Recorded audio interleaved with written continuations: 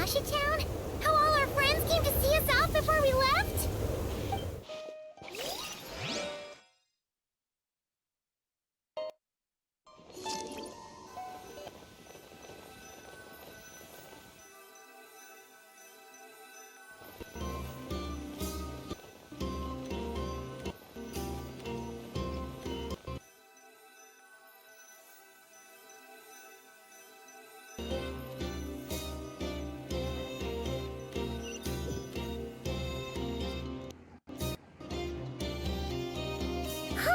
The day's finally come!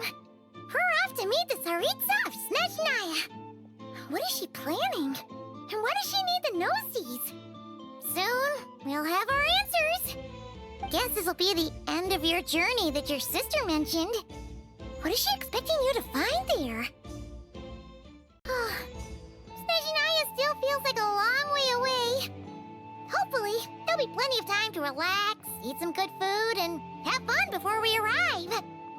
Oh, but whenever Paimon gets thinking about how our destination is right around the corner, all these questions come flooding into Paimon's head. It makes her so nervous. Yeah. Anyway, enough about all that. We can't start the final leg of our journey with that kind of mindset. Just think. We've fought dragons and sea monsters, defeated creations of the gods, faced prophecies of doom and the threat of the abyss. Heck, we've even been to the moon! With all that experience under our belts, how can we be any more prepared? Sure thing! Now, stick close to Paimon, the best guide you could ever ask for, and let's charge straight for the finish line! What about me? Do I get a call out? Whoa! Columbina? You kind of snuck up on us there.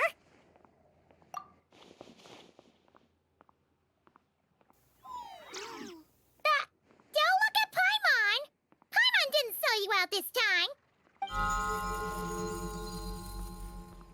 Oh, so it was you! Alright, guess there's no hiding it now. All your friends have gathered at the flagship to see you off. I invited Sandrone, too, but she said she had to go back to Snezhnaya. She must be busy. She had some nasty things to say about you before leaving. Would you like to hear them? She hasn't changed a bit. Alright, let's hear it. If they're heading to Snezhnaya, I'll bet it's to cause trouble for Her Majesty the Tsaritsa. Attending a farewell party for people like that would not be a good look for me right now. Also, please tell them not to count on getting help from a Fatui Harbinger in Snezhnaya. Our time working together was not terrible, precisely, but we're on different sides. So when you get there, don't do anything to make life difficult for both of us. Well, that definitely sounds on brand for her. The attitude, the reasoning. Alright, we'll do our best to keep our distance then. No, you've misunderstood. I think she means that she'd like you to go see her. As long as you don't make things difficult for both of you, you'll be fine. Huh. You really have to read between the lines with Sandrone. Go on, get to the flagship. Everyone should be there by now. I told Lauma that you once treated me to a truly unforgettable meal. Today, I want to return the favor. It's my gift to you. It's definitely nice to be treated, but hopefully by this point, you know that you don't owe us any favors. The moon of Nodcry will always give you a warm welcome.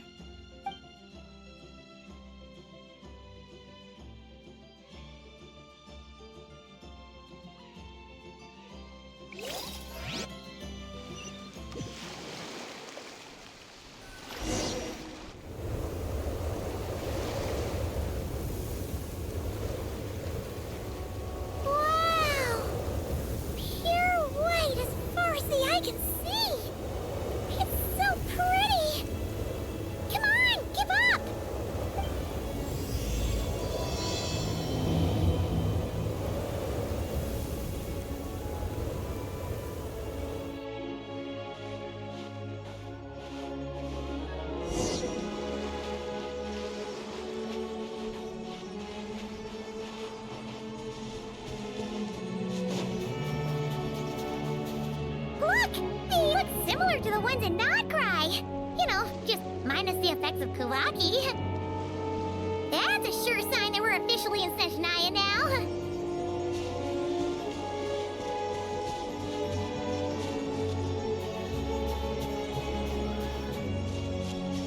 There's gotta be a treasure chest around here somewhere. No adventure is complete without a chest or two. Ah!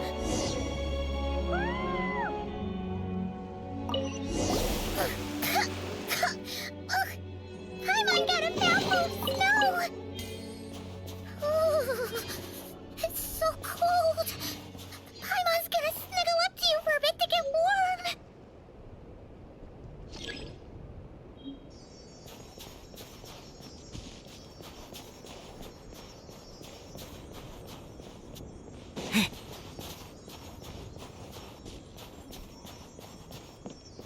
Hey, check it out! Those are bears, right? Oh, look how big and fluffy they are! So cute! Quick, take a picture before the moment passes. Right here. If we get any closer, we might scare them away.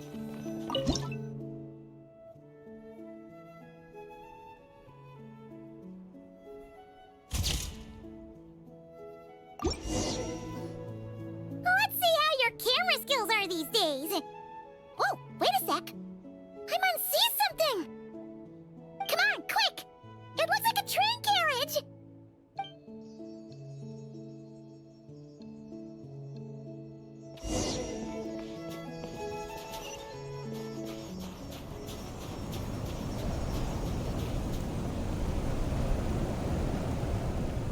Paimon's heard that Snezhnaya has loads of railways and trains! This must be one of them! But why is it abandoned? Ooh, it's still so cold. Ooh, I don't know. Maybe. Also, is it just Paimon or is the snow getting heavier?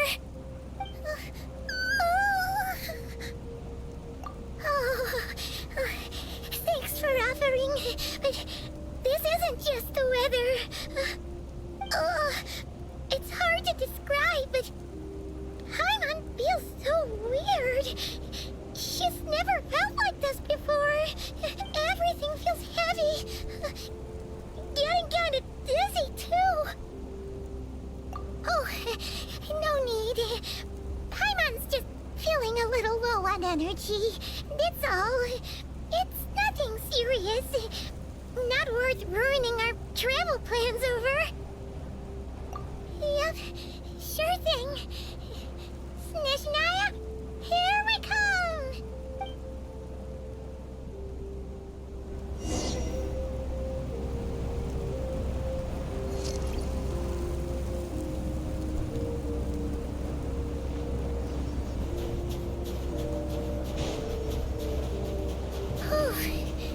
Seems like the snowstorm is getting worse by the minute. Paimon can barely fly.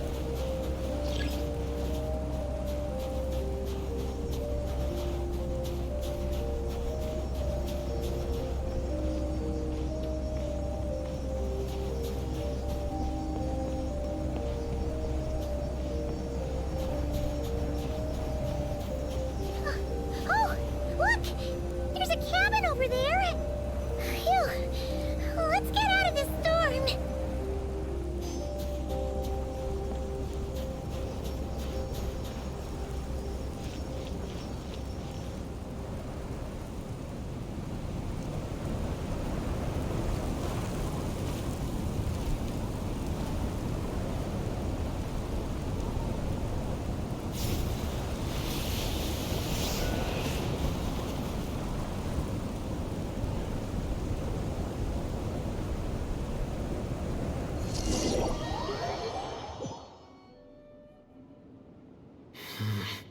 What is this place?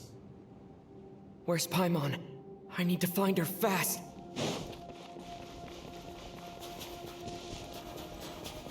Paimon!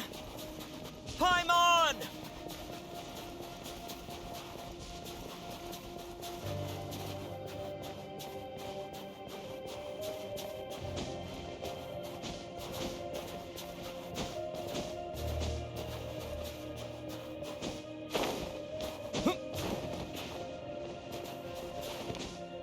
That's strange.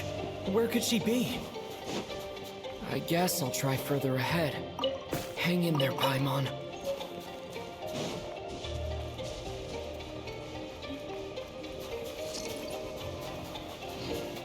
Is that a train carriage?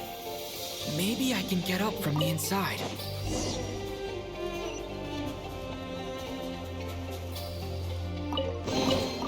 I'll keep this close.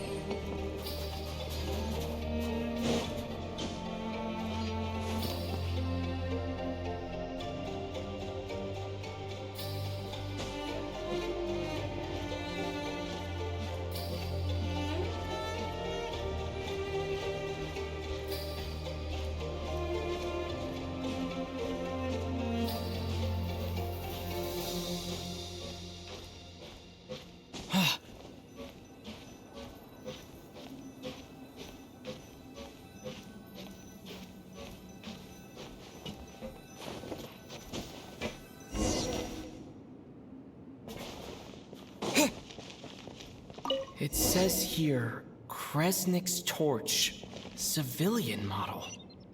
It's definitely getting a little warmer now it's turned on. I really hope Paimon's okay.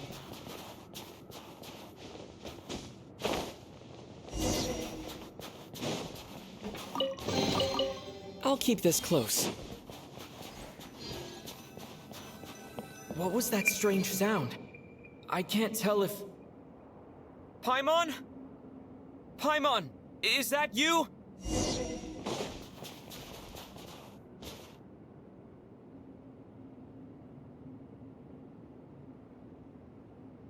Incoming entity detected. Authorization granted. Initiating original. Hello, Descender, who's reached the eve of tomorrow. Eye of Grey at your service. Time since last activation. Time measurement unavailable due to the influence of... Anyway, it must have been a very long time. I was born to fulfill a mission. To reach tomorrow. To this end, I must... Strange. What was it? Wait, my body? Huh? Why is my body like this? I have been like this since I was created. And yet, I also have memories and an awareness of a physical form that I once had. But this contradicts my current status. Anyway, I was created so that humanity could reach tomorrow. But I am unable to load further details at this moment. Nevertheless, serving humanity remains my primary objective. I have detected a drop in your surface body temperature. You cannot, in accordance with my preset programming, upon reactivation, I must ask the one who awakened me the following question. Will you accept me, Transcender? I will assist you, protect you, and fulfill my mission until we reach tomorrow.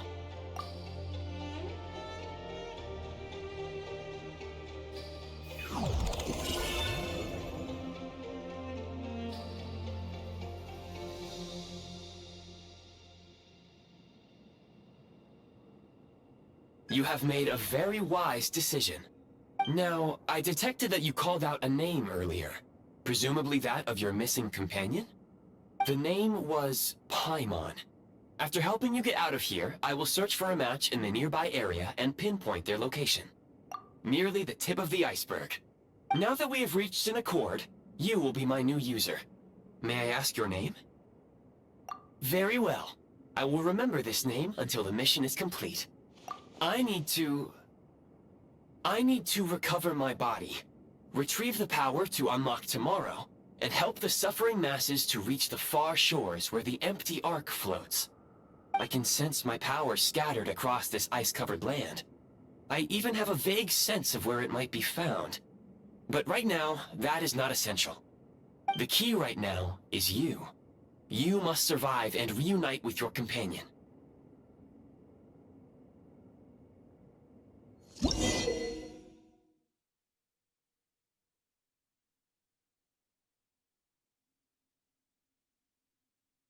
You may now execute the command, Demolish. Use it to remove the prime ice blocking the path and obtain prime ice units. Prime ice unit count has been updated.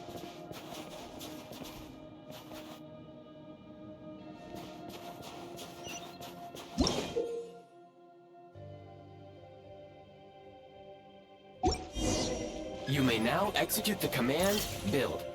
Use it to create a prime ice construct to prop up the door.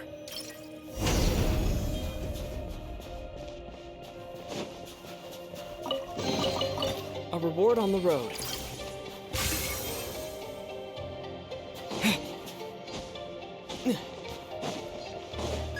Scanning local environment. Exit has been sealed off with ice. That would not be an efficient approach. One moment. Usable construct blueprint detected nearby. You can use this to clear the solid ice ahead of you more quickly.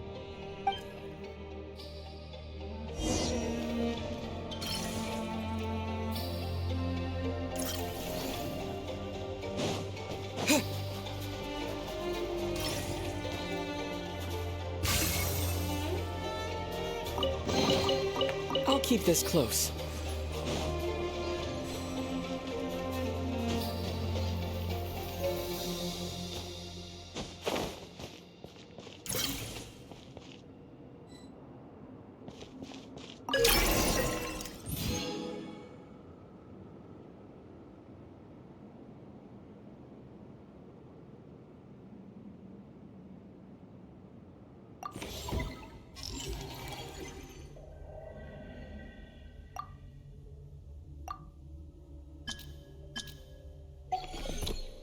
Construct blueprint added to records. You may now execute the command, build heat source. Generate a temporary heat source to rapidly melt the solid ice.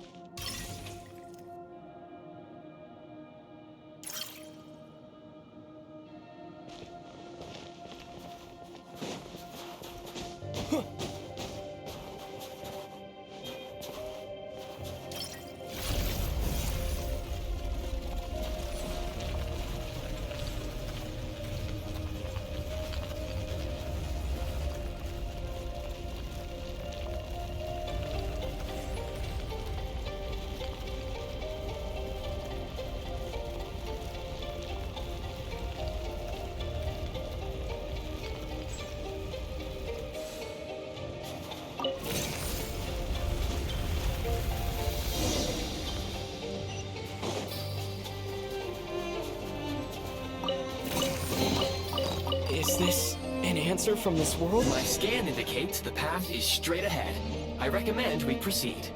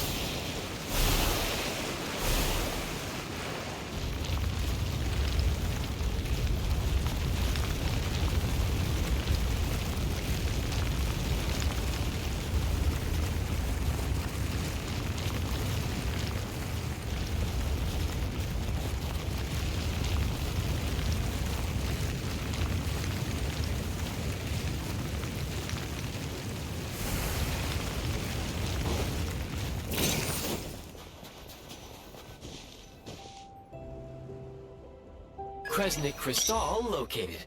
Please collect at your earliest convenience. The recent construct you built provides highly efficient heating by utilizing the unique properties of Kresnik Crystal. Unfortunately, prime ice constructs have a very short lifespan and cannot be stabilized during the development period. Hence, the authorization to use Kresnik Crystal was granted. That said, I have already forgotten what warmth feels like. Yes. Perhaps then, we can warm ourselves by the fireside together. But for now, all you need to remember is this. If you collect Kresnik Crystal, I can extract the energy within and use it to maintain your body's surface temperature.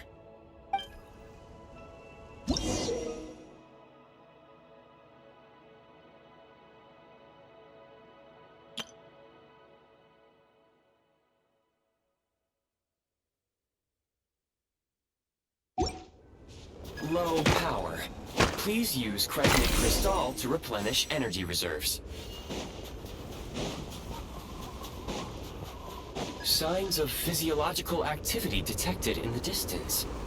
It is highly likely to be your travel companion, Paimon. Go. Go now. Be reunited and sing together. May all the people be united as one. May all of life rejoice in unison.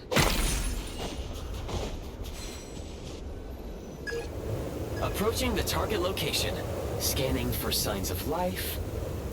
Life forms detected. 2. Affirmative. However, that is not the reason for my confusion. According to my database, this location is a train station, meaning the number of life forms is unusually low. Real-time environmental data suggests that the train station may no longer be in use. But whatever the situation, please exercise caution.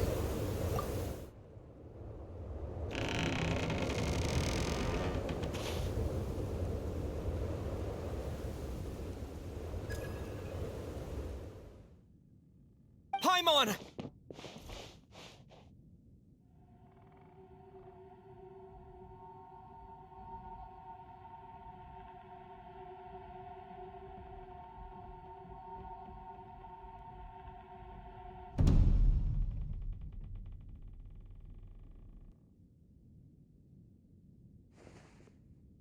Who are you? Don't worry. She's only sleeping. You must be the Traveler. She called your name repeatedly while attempting to battle her way through the blizzard. Newcomers to Snezhnaya struggle to adapt to the sheer cold at the best of times. Lately, even the locals are suffering, with a powerful monster having summoned a bitter snowstorm. You two must be very important to one another. You should take more care not to get separated. Your eyes. Are you Conrian? There are indeed some Conrians left in this world who survived the cataclysm. But I doubt that is news to you. It would be unwise to interrogate my identity here. Focus your attention on your travel companion instead. We will meet again very soon.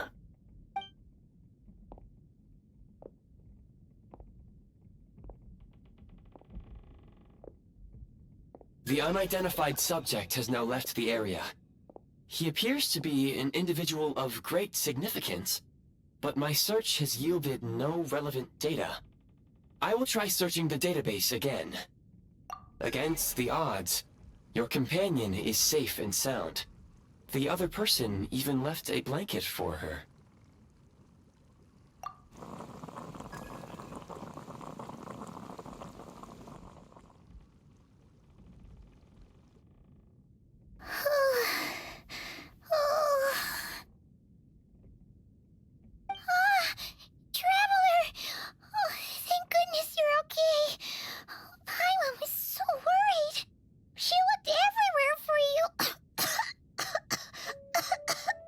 It's okay. Take it easy. Are you feeling all right? Pretty much the same as when we first got to Snezhnaya. Paimon must have got a cold. She was feeling so faint. She just couldn't keep going any longer. Wait, where did the jester go? Yep, the director of the Fatui. The Jester Piero. So, you met him? The Jester must know everything about the Tsaritsa's plans. But there's no way he'd tell me just like that. We might well have ended up clashing. Well, he was right about one thing. Right now, the most important thing for me is to take care of Paimon while she's unwell. He had no intention of explaining his motives. And he left in something of a hurry. Hey! What the? Who is that? It looks like half a pair of goggles. How amazing! A self-aware talking pair of goggles. Snezhnaya was once the land of the Fae. There are many ancient creations here that I'm sure would broaden your mind further still. Mind you, my database is also expanding as we speak. You must be a rare creature yourself. Oh, wow! Well, thank you so much. You've earned yourself some of Paimon's favorite candy. Oh, but by the looks of it, you probably can't eat that, can you? Goodwill detected. Instead of candy, perhaps I can suggest my preferred strategy. Please clean me regularly to keep me operating at peak efficiency. Oh, that makes sense. Every pair of goggles needs wiping clean once in a while. Sure thing, mister. Anyway, back to the jester for a second. Paimon's still confused about something. When he first showed up, he already knew Paimon's name. And he acted like he expected Paimon to know who he was, too. Paimon could tell that he was Conrian from his eyes. And he definitely seemed like someone pretty important. But beyond that, Paimon didn't know anything about him. It was only later, after he rescued Paimon from the snow, that he properly introduced himself. Seems unlikely. He ran into the snow following the sound of Paimon's voice, with a really anxious expression on his face. He didn't act like someone who knew she would be here in advance. And after bringing Paimon here, he just stared out at the snow. He didn't do anything to Paimon at all.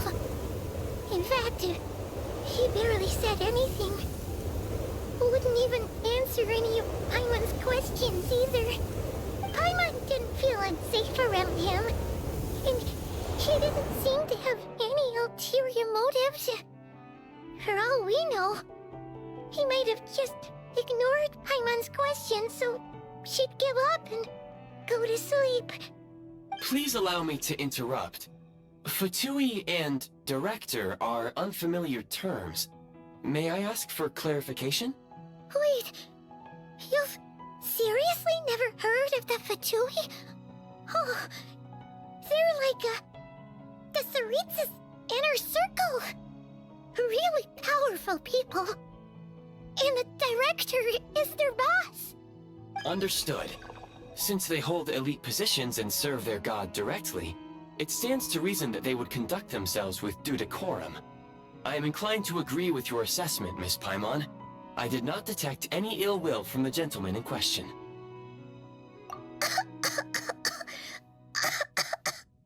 Sorry, I shouldn't have encouraged you to talk so much.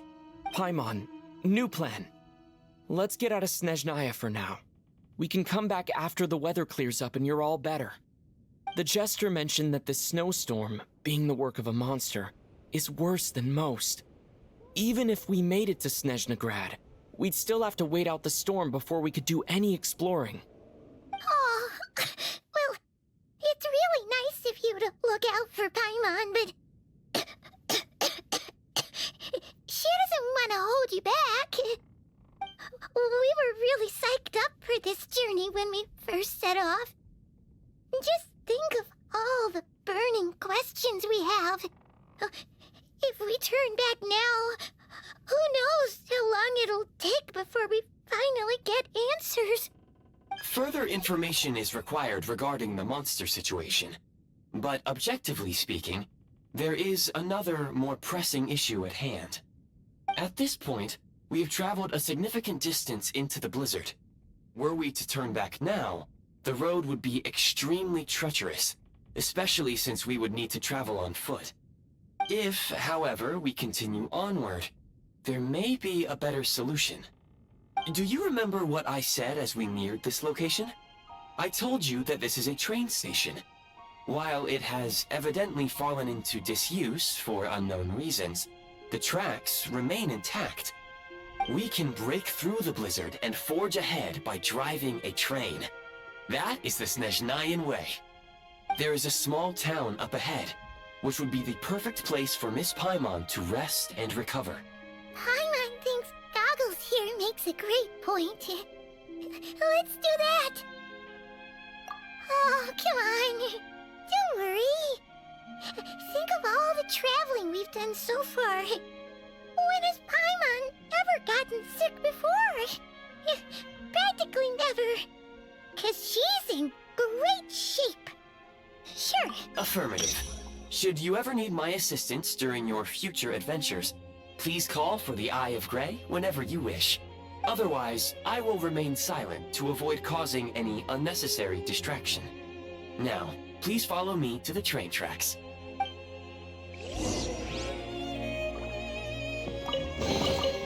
Is this an answer from this world?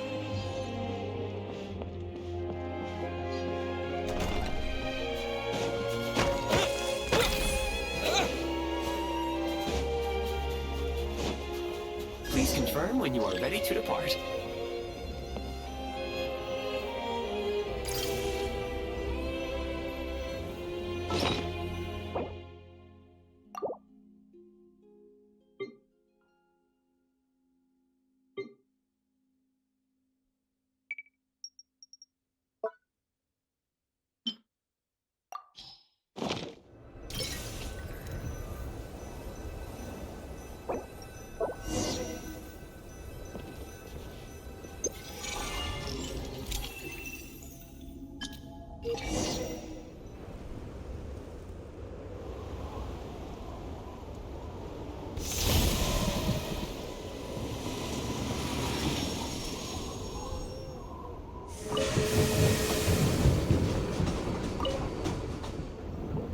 Heading north from here, we will soon arrive at... Wait, there's an error message. Could not detect clear tracks. What exactly does clear mean? Brace for impact, friends! Preparing to enter impromptu flight mode.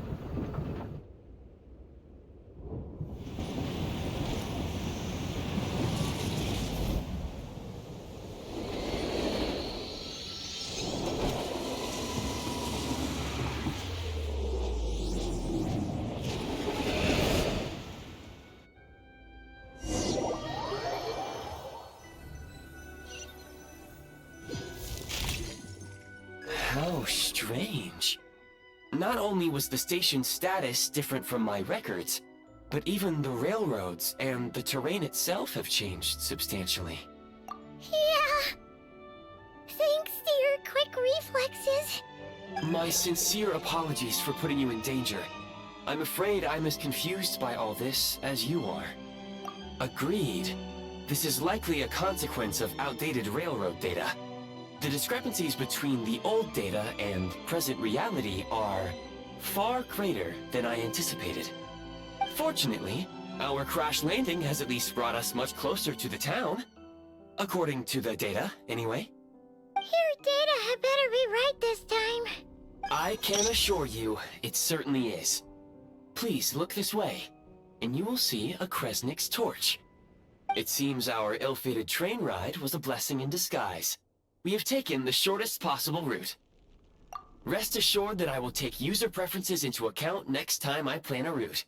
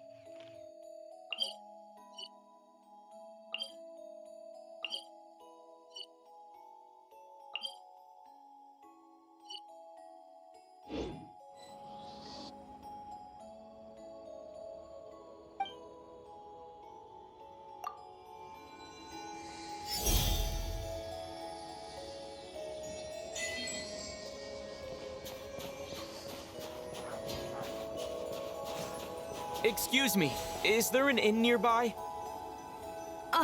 I'm sorry, but they've all closed.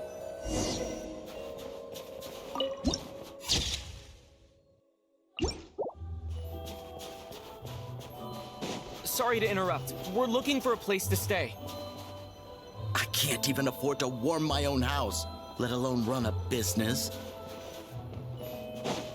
Excuse us. Is there anywhere we can stay around these parts? I'm afraid not. You'll have to try your luck somewhere else. All we can do is wait for the next shipment of Kresnik Crystal to get here.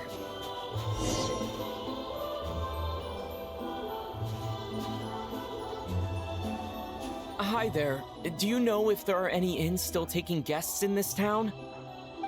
Doubt it. They're probably all closed.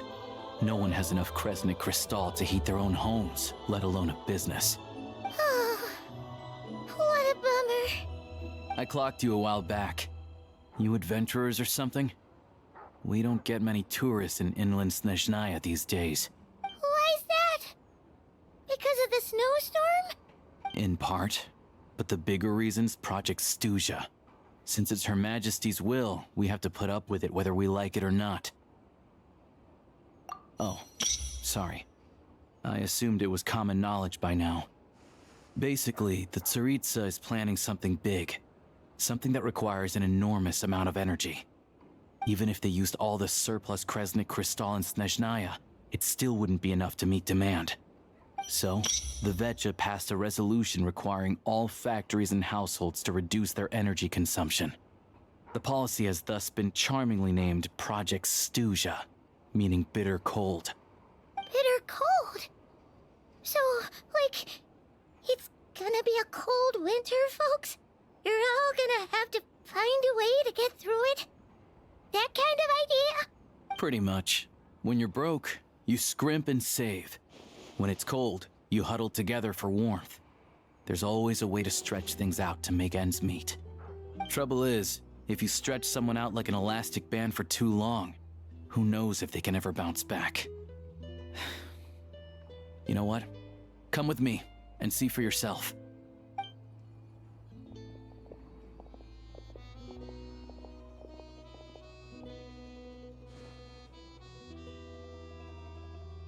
Can you please explain to me why the price of Kresnik Crystal has gone up by 1/3 again? Even as our purchase quota has gone down. You only come here twice a month. This won't even last us a week. The supply and pricing of Kresnik Crystal are based on current production volumes and price data. We Fatui are only responsible for delivery and security. I'm not in a position to explain to you how the figures are calculated, but I assure you, they're— Oh, so our lives mean nothing to you? How can you expect anyone to survive a single night in this weather without heating? Since you insist on making me repeat myself every single visit, I will remind you again. There is no monopoly on the trade of Kresnik Crystal. You are free to purchase the shortfall from elsewhere on the market. What market? Nobody else is selling! And when they do, they charge 8 times the normal rate! Which is why the Snezhnograd Veche passed a resolution to support border communities, without which you wouldn't even be able to buy Crystal from us to begin with. So if you're here just to argue, move aside and let the next person in line come forward. Everyone's feeling the cold here. You! All right, everyone, let's calm down for a second. A few words, if I may. We're all subjects of Her Majesty the Tsaritsa, and I'm sure every one of us is dedicated to her great cause. We all know how cold it is. And the more it snows, the harder life gets. Everyone's struggling already. Let's not make things even more difficult for each other. But Liaison Shishkin, there's clearly something wrong with this quota. I have a family in Marepasak who tell me they can buy at least double our Crystal allotment. Oh, believe you me, I had the same reaction when I first saw the numbers. Couldn't believe what I was reading. I even wrote a letter to confirm the true figures, but I'm afraid the quota really is as low as you've been advised. Still, you must understand that calculating these energy quotas is a complicated balancing act. They have to factor in population, town size, industrial application. Our top priority must be to keep the largest Kresnik's torch burning continuously. Only then can we sell the remaining Crystal for household use, and in doing so, We must make sure that everyone is treated fairly. As our Fatui comrades said, they are only responsible for delivering the goods. They need to keep accurate records, and they do not have any authority to modify the rates or quotas. That's right. Our duty is to do things by the book. Tell you what, listen. I know how anxious and upset everyone is. As a matter of fact, I was just discussing it with the mayor. What we can do is open the lower combustion chamber of the Kresnik's torch to the public. You can come to me directly to register, and I will allocate time slots accordingly. I can't guarantee there'll be ample energy for household use. We can at least make sure you'll be able to boil water and cook food each day. Let's hang in there and make this work together, all right? Fine. I don't see any alternative. So, this is Project Stuja in action, huh? Oh, no wonder nothing's open for business. You were looking for an inn, right? For your, Fae friend? Oh, Paimon's not a Fae. Just Paimon. She must have caught a cold or something. We only just got to Snezhnaya, and we're still getting used to the climate. I have a small place in Stratomoros. I don't stay there very often, though, so it's pretty basic. But if you're not picky, you're welcome to rest there for now. It's not much, but I've got blankets and a warm fire. Are you sure? Oh, that's really kind of you. All right, then. This way. Hello, I'm Alosha. I'm a hunter. Though, if you've talked to any highwaymen, you might have heard a different side to my story. But anyway, let's keep that between us for now.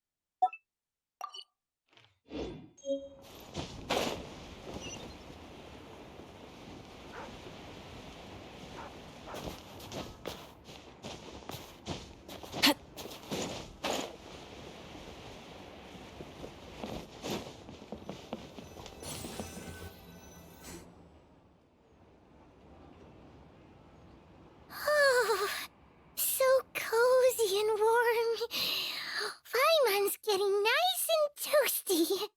Oh, wait. Paimon only introduced herself so far, didn't she? This is Paimon's best friend, the Traveler. Good to meet you. I'm Alosha. Most travelers find the Snezhnayan climate to be a shock to the system at first. But as long as you keep yourself warm, you should be fine. Still, you should keep an eye on your condition. When people are too quick to dismiss a cold, it can easily end up turning into something more serious. Don't say that! Paimon's too young for chronic health issues. They aren't in town right now, and they won't be back anytime soon. The train station has been closed ever since these power shortages began. I do a lot of hunting, so I spend most of my time exposed to the elements.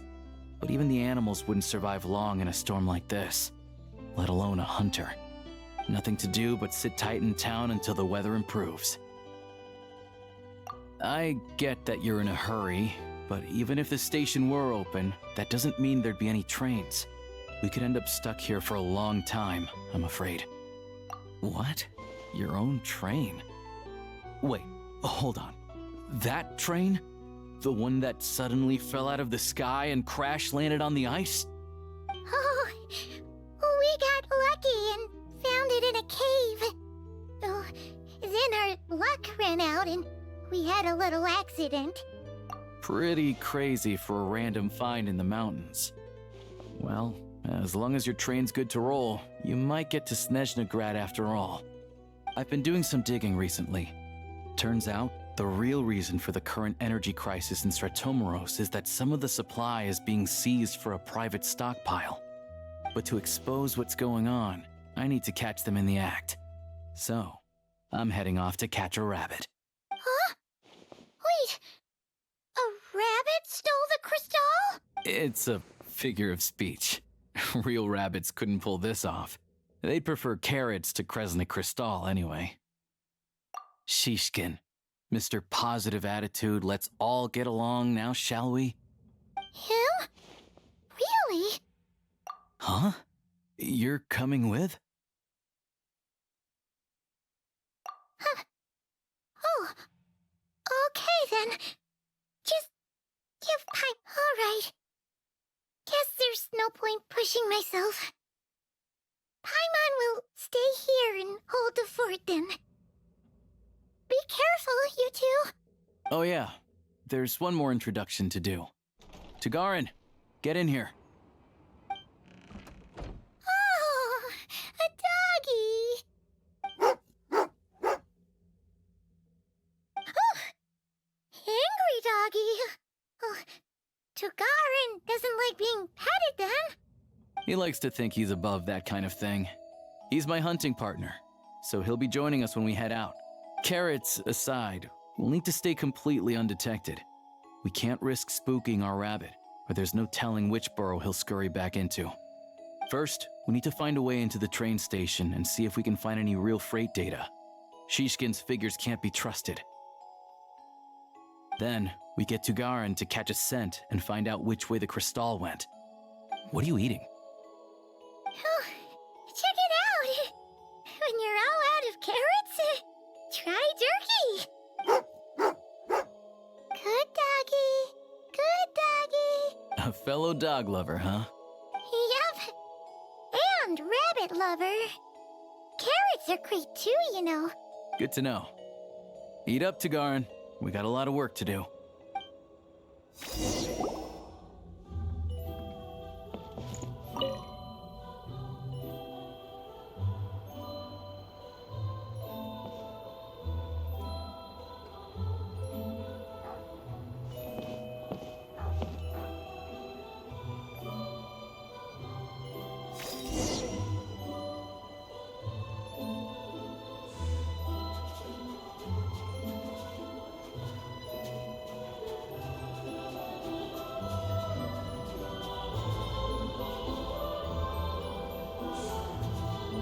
Wait.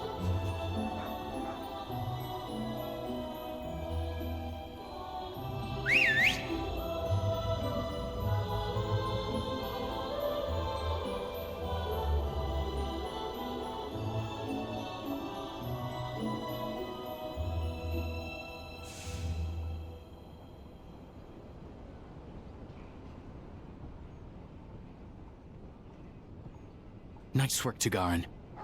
Come on, we'll go around.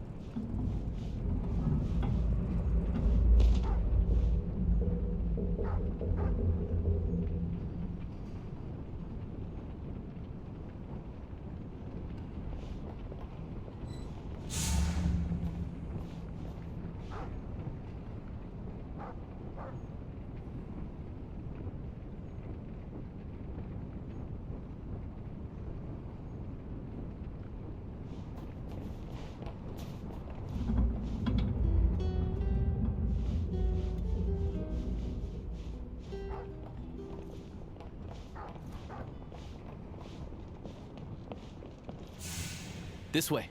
We'll enter from the upper floor.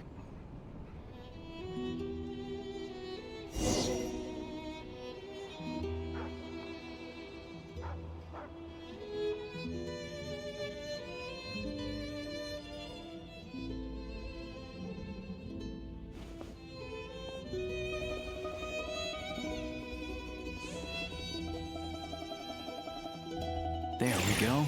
A freight list. Straight from the Fatui. So Shishkin won't have had the chance to doctor the figures. Looks as new as the day it was printed. I guess no one bothers reading these unless they have ulterior motives. Yeah, this is all we need. Come on, let's get out of here. Then go track down the Crystal. Tugarin's a keen hunter, and catching rabbits is his specialty.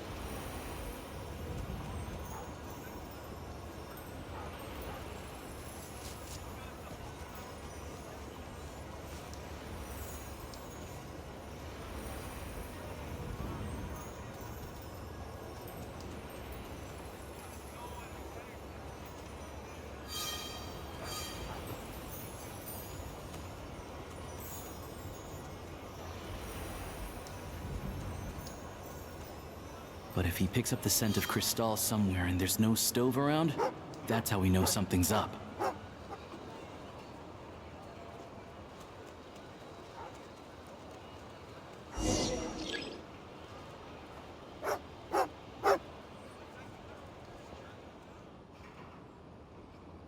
This must be the rabbit's warren.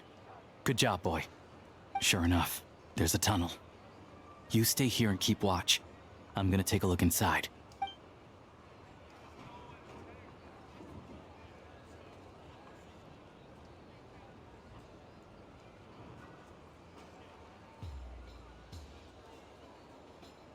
Thanks for looking out for us. Things are getting tougher by the day. No need to thank me. It's my pleasure. Sure as Her Majesty the Tsaritsa watching over us, every sacrifice will be worthwhile. Let's grit our teeth until the blizzard passes. These days of hardship will be over soon. Maybe for everyone else, Liaison Shishkin. But for you, the hard times have only just begun.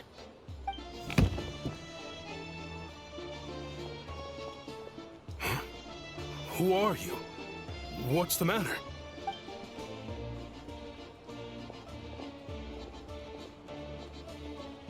I just had a question for you. Why, when times are as tough as this, would someone hoard more Kresnik Crystal than they could ever use? All the crates here are from the most recent shipment, but they weren't brought here for sale. Instead, they were secretly stashed away. Would you be able to shed any light on the situation, Mr. Shishkin? Me? Why, I have no idea. But look at how much there is. It's quite a godsend.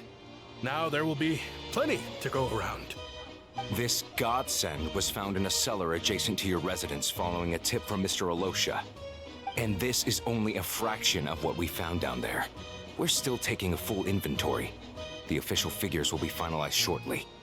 I've always been grateful for your efforts to mediate between us and the townspeople of Sretomaros. But now, Mr. Shishkin, it appears you were the source of the conflict all along. How could you do this to us? We trusted you to have our backs. You've been lying to us this whole time? Hey, I owe you all an apology. I'm sorry. I'm so very sorry. This isn't who I am. Please believe me, this was a one-time mistake that I will never repeat. We all know how difficult life has been since Project Stuja came into force. Energy is an increasingly scarce resource. People everywhere are getting desperate. But some places have been hit harder than others. I grew up in Alatir, a small village with no train station. Deliveries of Kresnik Crystal have ceased there entirely. If nothing is done, they're all going to freeze to death. You know as well as I do how downright impossible it is to buy Cristal these days. The thought of my poor mother and father, with no one to help them, I felt so afraid. I watched as energy grew scarcer by the week, all the while knowing that their lives were at risk. Then one day, I looked at the Cristal shipment in front of me, and a terrible, selfish thought entered my mind. Looks like I'm just not cut out to be a criminal. I'm so sorry. Once the Fatui have finished their count, you'll see that the numbers match their waybill.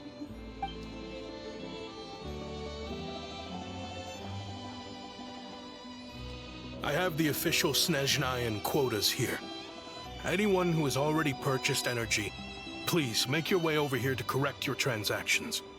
I'll make a batch purchase of Cristal worth 3 months' salary for you all to use free of charge. As for Alatir, I'll think of something else. You don't have to go that far. Yeah, owning up to your mistake is enough for me. You've done plenty of good for the community in the past. Drop the act. You claim this was a one-time mistake, but the real reason there's only 1 shipment's worth of stolen Cristal in your basement is that you have an accomplice. Reporting in, sir. We've conducted a full search of the mayor's house. As expected, we found many crates full of Cristal, half of which were still in their original shipping containers. This wasn't your first time at all. You've been colluding with the mayor of Stratomeros for a long time now. The train station's currently out of service, but it does open for a short window every time there's an energy delivery. And every time a train pulls in, you're there on site to take inventory and oversee the workers unloading the cargo. The mayor handpicks said workers. Per his instructions, they transport the Cristal by tunnel at night to the mayor's house, and he sells it out of town. But since he can't get the goods out of town by train, he had to arrange an alternative method of transportation. This meant slower sales, which gave me plenty of opportunity to catch him in the act. Wait, the mayor's involved in this too? Preposterous. What proof do you have of any of this? Basic math. I've spent a lot of time lately counting carriages as the snowstorm rages. Counting carriages? The energy consumed by a train depends on its total weight. And since energy is a limited resource right now, it's fair to assume that every carriage is packed full. So, if we take the energy required for the Kresnik's torch, add the sales figures you provided, then compare that figure to the train's theoretical cargo capacity, guess what? The numbers never match. It's always off by 1 or 2 carriages worth. This time, you set a new record. 3 carriages missing. You mean to tell me that you sat around outside, counting carriages? I'm a hunter. I have 2 options. Hunt or starve. Well, I've heard enough. The evidence speaks for itself. Take Shishkin and the mayor into custody and escort them back to Snezhnagrad.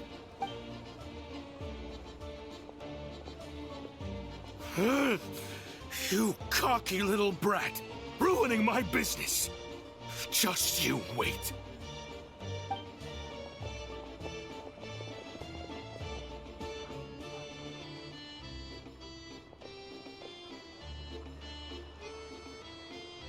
Yeah, something felt off, so I just followed my gut. Math isn't my strong suit, though. I'm lucky my dad made me learn enough to get by, but all this number crunching was a million times harder than the aim and fire work I'm used to. Thank you for your assistance. You're a brave lad.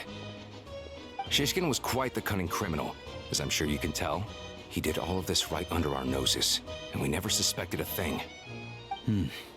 A wolf in sheep's clothing. He had everyone fooled. Even with that sob story he fed us. He was probably trying to keep the mayor out of it, not just mask his own motives. Without the compelling case you put together, even I might have fallen for it.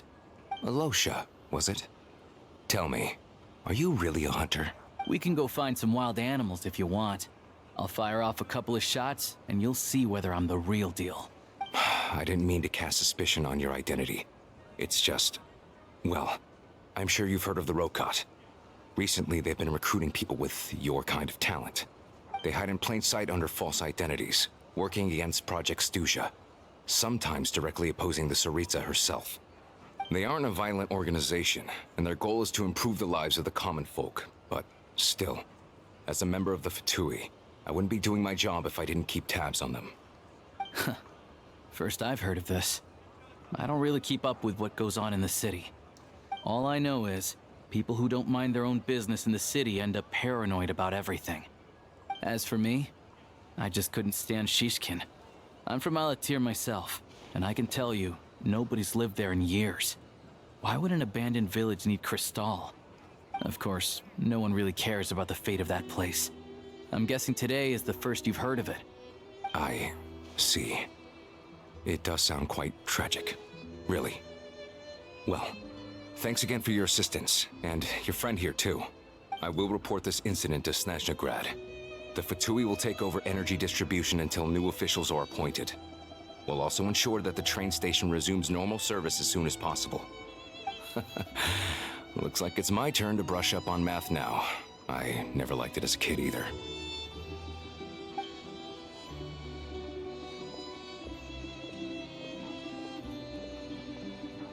Don't mention it. Isn't the soldier overseeing the delivery supposed to verify the quantity of the goods? Was he just careless? Or was he being paid off too? Who knows? Excuse me. I'll take a share of Kresnik Crystal too. Thanks. I need to take a detour before we head back. There's someone I have to deliver this crystal to.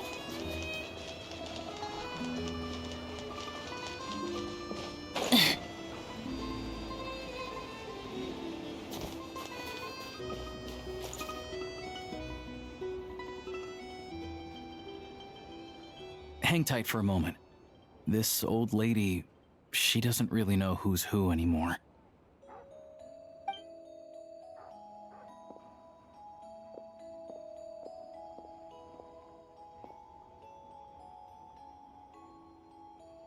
Oh, grandson. It's so cold today. You must be freezing. Ma'am, it's me, Alosha. Alosha? Alosha who?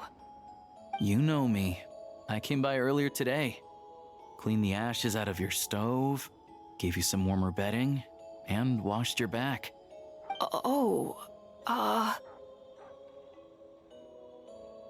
I'm sorry, I don't remember. Now, how often do I get to see my grandson? Come on, take a seat and relax while I fix you something to eat. It's okay. You just rest. I'm fine. Oh, you. It's nice to come and visit your old granny once in a while, isn't it?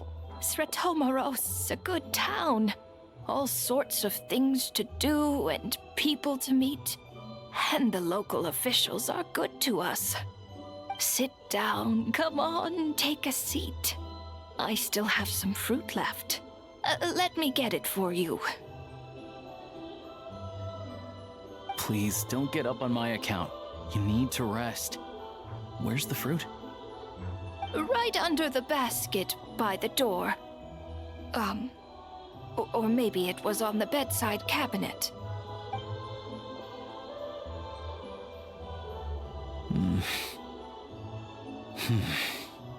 Well, grandson dear, do you like it?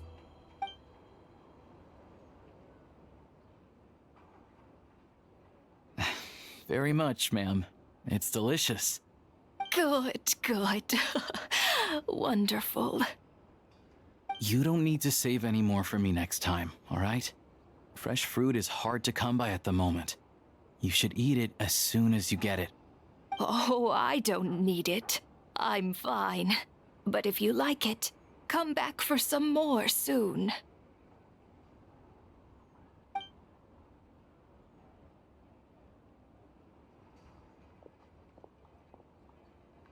Some kind soul must have given these to her. But she always saves the nicer things for special occasions. I met her at the market back before her health began declining. She was a lovely old lady. We're from the same hometown. Not many people have heard of Alatir. And if they have, it's usually for all the wrong reasons. There's a gang of highwaymen that came from there. Now that it's an abandoned village, it's rare to find anyone who shares fond memories of our hometown. So after we got talking and realized we were from the same place, we decided to keep in touch by letter. I first learned of Stratomoros's energy supply problems from a passing comment in one of her letters. Then, after her health went downhill, I started visiting more often to check in on her. The town's been in decline for a while now, but because of her memory problems, she thinks of it as the bustling, prosperous Stratomoros still in its heyday. That said, I kinda appreciate her optimism. There's not much of it going around in this world of ice and snow.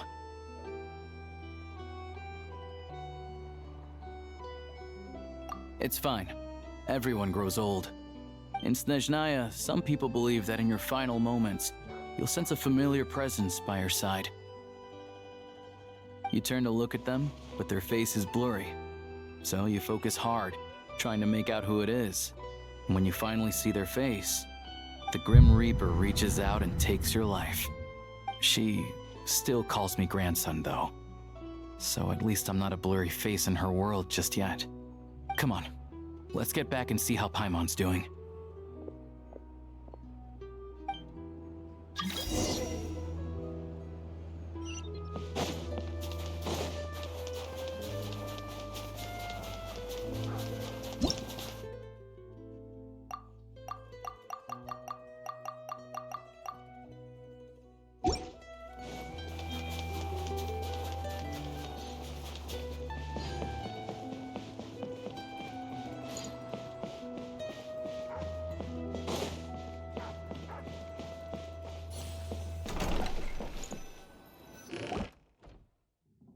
Paimon, we're back.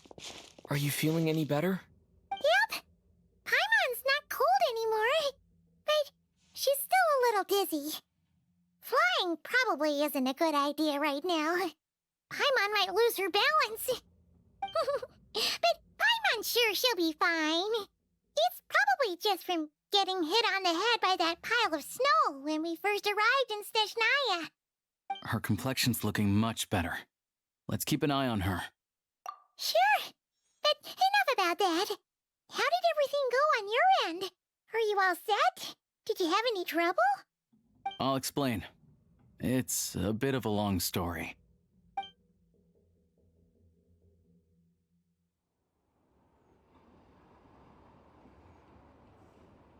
Jeez. You guys got pretty busy. Sounds like the liaison officer and the mayor were running quite an operation. Good riddance to both of them. It's a good thing you managed to catch them. So, you said the train station will open again soon, right? And everyone has enough crystal now? Yeah. Well, enough to survive at least. Project Stuja isn't going away anytime soon. People still have to scrimp and save to make ends meet. Don't know. The goal of Project Stuja is to gather energy for the Tsaritsa, but no one knows where that energy's going. It's never been made public. The thing is, we were told that the project would only last for 6 months, but time and time again, they keep extending it. Extending it? Does that mean the Tsaritsa's plan isn't going very smoothly? That's what everyone suspects. In principle, any proposed extension needs to pass by majority vote in the Snezhna Veche. But even though opposition has been growing, any detractors end up caving into political pressure from the rooster, Pulcinella. He's the chair of the Snezhna Veche and a key figure in the voting process. He has the backing of many powerful and influential people. How come the Fatui are picking on ordinary people even here in Snezhnaya? I don't see it like that. Fundamentally, the Fatui will always think and act in the Tsaritsa's interests. But that doesn't mean they don't care about the plight of the common folk. The only reason Sratomoro still receives Crystal shipments is because of a relief proposal put forward by the Rooster himself. Then there's the Fatui soldiers providing support in every corner of the nation. Even the Northland Bank provided some Mora for disaster relief, and they're as conservative and indifferent as they come. It's just that the rich and powerful in their fancy palaces live in a completely different world from us. There's always gonna be some conflict when those worlds collide. Yeah, well, even though we all believe in Her Majesty the Tsaritsa, there are still many differences of opinion on how best to tackle the big issues of the day. Regular folk don't have an easy way of getting their voices heard in Snezhnegrad, while the rich and powerful are either unwilling or afraid to speak out for all sorts of complicated reasons. The Rokad provides the disaffected with false identities and an outlet to vent their frustrations. Of course, an organization like that exists in a gray area. The moment the Veche think they've crossed a line, there's sure to be a crackdown. But so far, they've been doing their best to help the common folk. Like us, don't you mean? You didn't hesitate to join in. You're not new to this, I can tell. That's because we're adventurers. It's our job to help people out with commissions and get to the bottom of things. Sounds like we're going to get along. So, what's your business in Snezhnegrad? Aside from taking your friend to see a doctor, of course. I want to meet the Tsaritsa. It's complicated. I've had run-ins with many of the Harbingers along the way, and I really need to know what the Tsaritsa is up to. Her ultimate goal, what the Gnosis mean in all of this. Since I've made it this far in my journey, I have to find the truth, whatever it takes. Wait, so... no way. Are you who I think you are? Sounds like you've heard of us then. We're getting more famous by the day. I didn't realize I was in the company of giants. Honestly, we're all as curious as you are about what the Tsaritsa's planning, and why it has to involve us freezing to death in the snow. But getting in the same room as her won't be easy. The common folk aren't permitted to meet her at the best of times, and right now, she's probably not even in Snezhnegrad. Word is, yeah, so you've heard of it. A wild, unpredictable monster with the power to summon snowstorms. It also absorbs everything around it into its body, so it's growing constantly. Now, it's so big that the Tsaritsa has deemed it the #1 threat. Luckily, as it grew, it became increasingly less mobile, so it doesn't pose an immediate threat to this town or to Snezhnegrad. I'm sure the Tsaritsa and her personal guard, the Druzhna, won't have any trouble defeating the creature between them. It's just a question of how long it'll take. Suffice to say, you won't be seeing her anytime soon. You'll have to wait until she gets back. Fair. Well, the Fatui will be taking over management of the train station for the time being. Things should be up and running by tomorrow. Once it's open, we can see about getting your train towed to the station. Whoa! That's gotta take a lot of manpower. The Fatui aren't exactly spotless in this whole mess. Plus, we helped them out. Should be easy enough to negotiate. As far as I know, all the paperwork is dealt with upon manufacture. I've never seen anyone check it, so I wouldn't worry. Having a train makes everything much easier. We'll reach Snezhnegrad in no time. I need to head there myself anyway. Got some game to trade for Mora. I know a good doctor in the city. I'll introduce you when we get there. Oh, thanks so much. Let's get a good night's sleep ahead of our big trip tomorrow.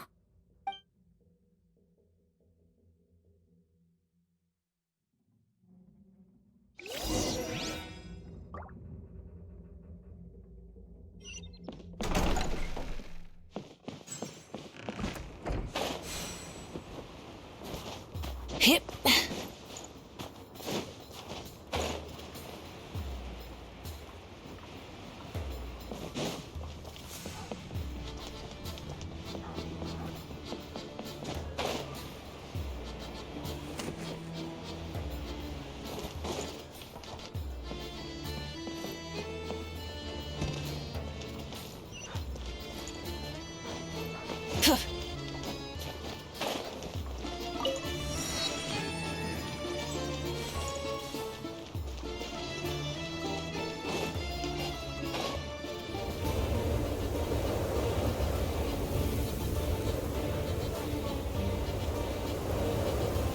Drive carefully, all right?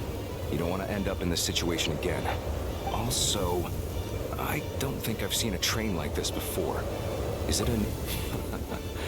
Not a fan of small talk, are you? Anyway, take this. It's an up-to-date map of the Snezhnayan rail network. All the track switching is automated. So, as long as the train's moving, you don't need to worry about collisions or anything. We'll leave you to examine the train's conditions yourselves. Fingers crossed nothing's broken. I doubt Sir Tomoros has any engineers with experience working on this model. Shouldn't be a problem. Thanks for everything. All right then. Have a safe journey. And make sure to check everything's working before you set off.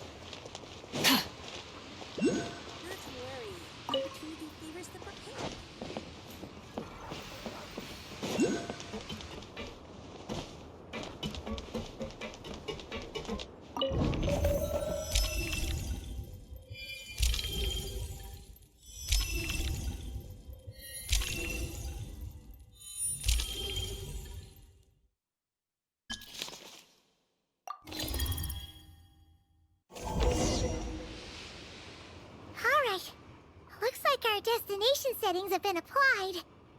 Let's give this thing a final once-over and then head out. Goggles, your time to shine. Affirmative. Running vehicle diagnostics. What's this? Engine, green. Wheels, green. Frame, minor damage, but no impact on function. Diagnostics complete. All systems nominal. Neat! Huh. Paimon still can't get over the fact that you just found this tech lying around in a... I've lived in Snezhnaya my whole life, and I've never heard of an interactive, talking train autopilot. Strictly speaking, I wasn't designed purely to drive trains, though I doubt you have any interest in navigating the practically unreadable operator's manual yourself. All configurations are complete. Should you require any further assistance, please call for the Eye of Grey. Away we go! Nope. Paimon's gonna find a warmer seat.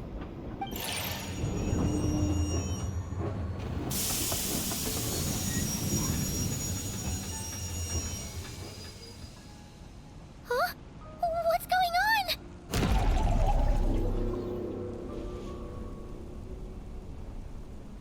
Oh no.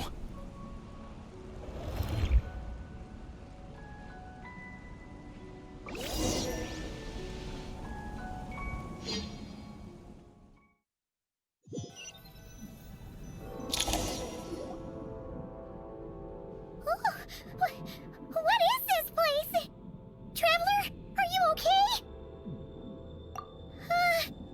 Paimon's still airborne, but it feels like swimming through thick, gloopy water.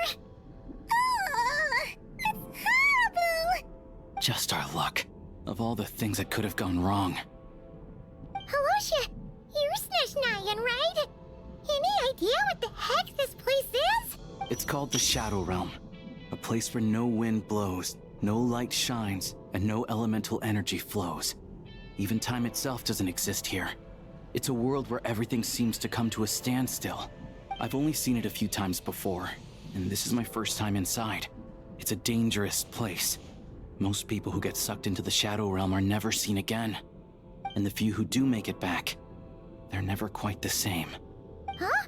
Then what the heck do we do now? Oh, maybe Goggles knows something. Goggles? Great! Now we're done for! Hold it together. Let's not get ahead of ourselves. I heard a story once about the world of shadows. If it's true, there's a way to escape. We just need to find the exit. Come on, let's explore.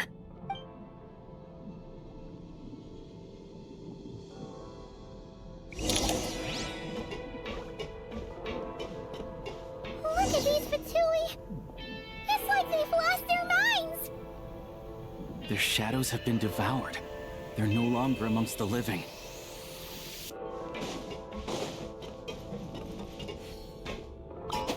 I can't channel elemental energy here, but I have a few gadgets that still work.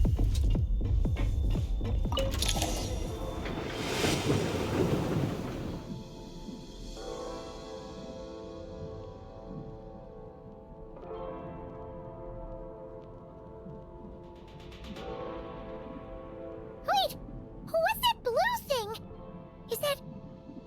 goggles? Guess we'd better find a way over.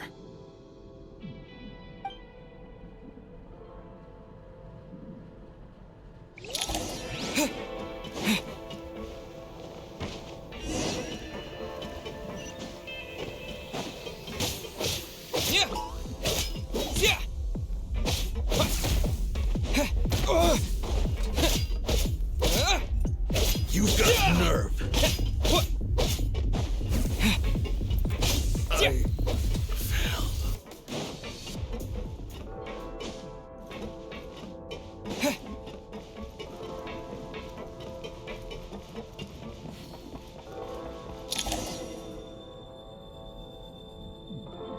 Goggles!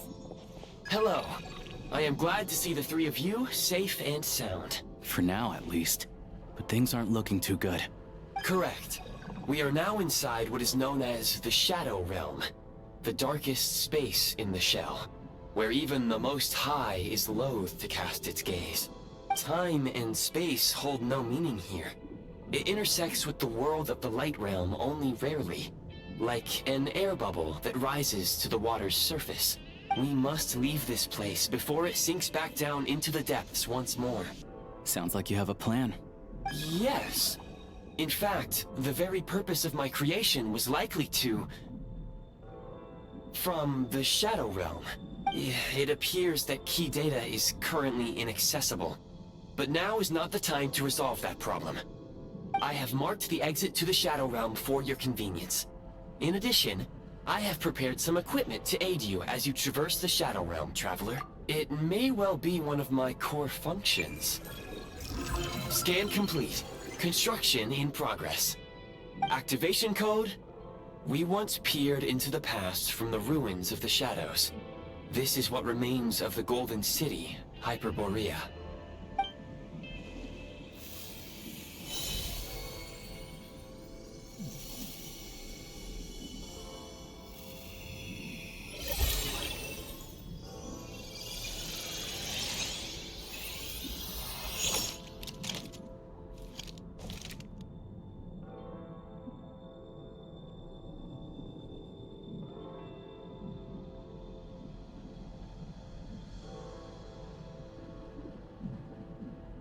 Whoa!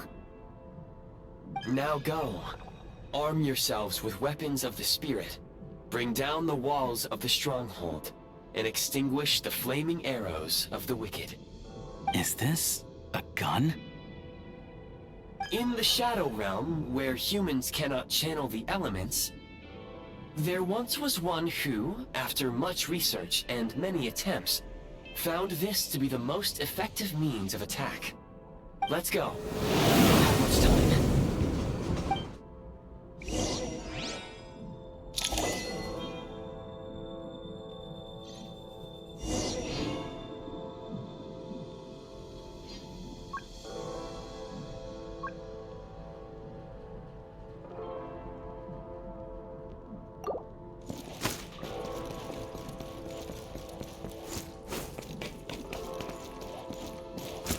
When you encounter small obstacles, you can simply clamber over them.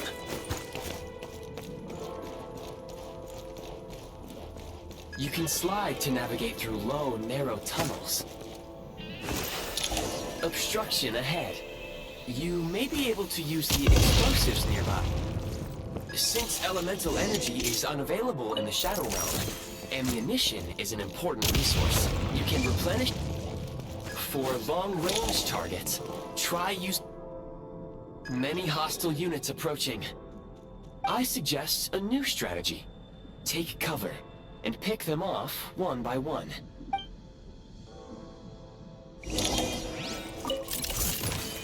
Gotta recharge!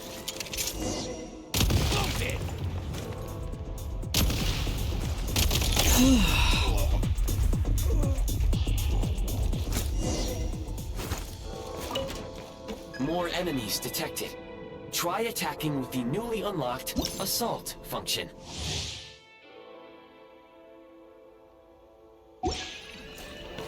Switch mode! Light him up!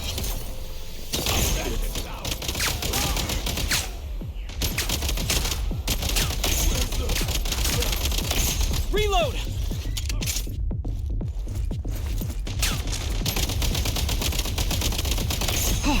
Time to catch my breath.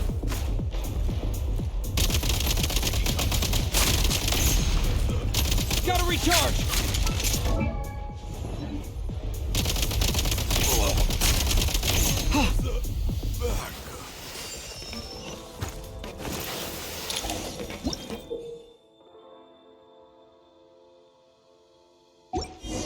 Aim at the freeze mark and pull the trigger to move using the rope.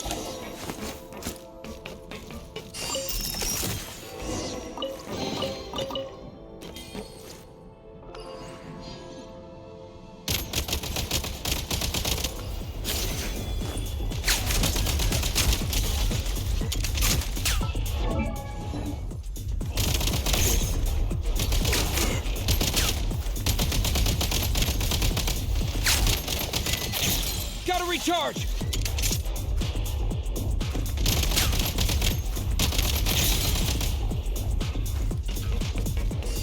Taking cover!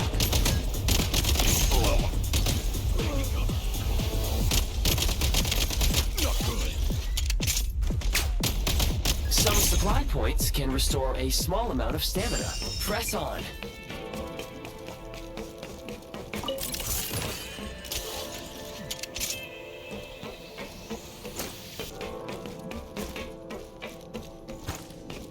You should be able to use the prime ice construct left here to cover long distances.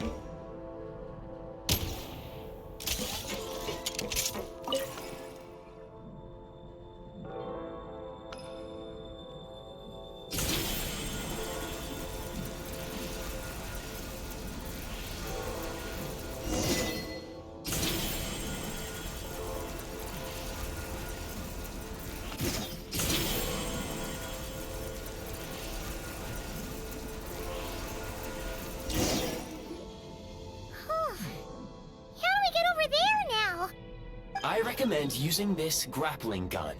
Such devices were originally used to secure structures in the Shadow Realm. If you detach the connected hook, the grappling gun will automatically fire a rope to another nearby hook.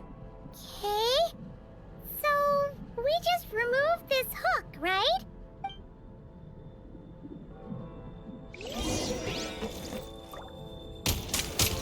Need a refill!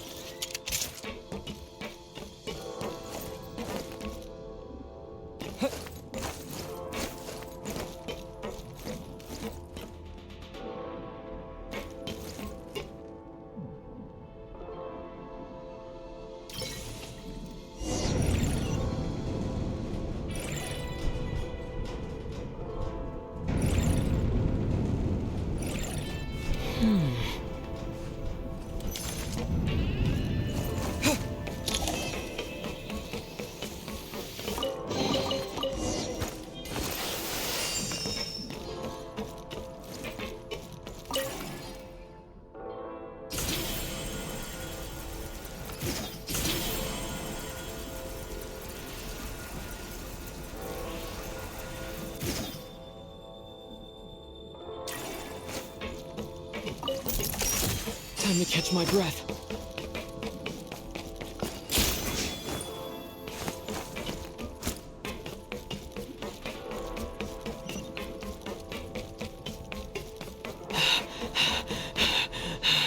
Sprint at the prime ice launcher to reach high places with ease.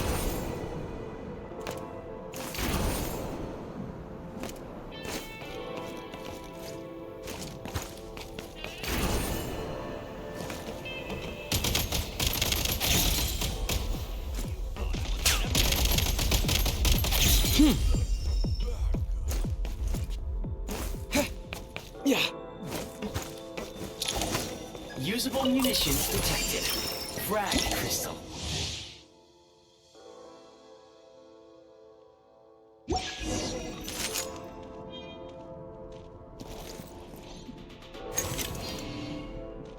Demolition time!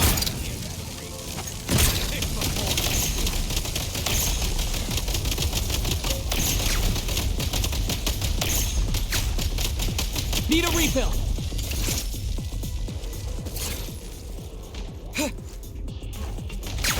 Demolition time!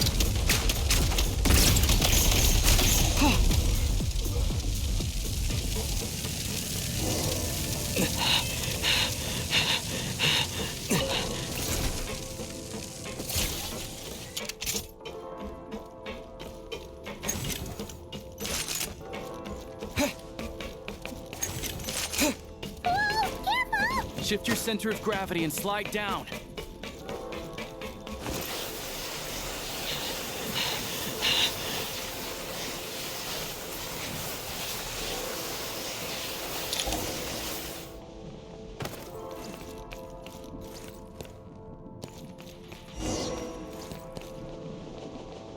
Take great care not...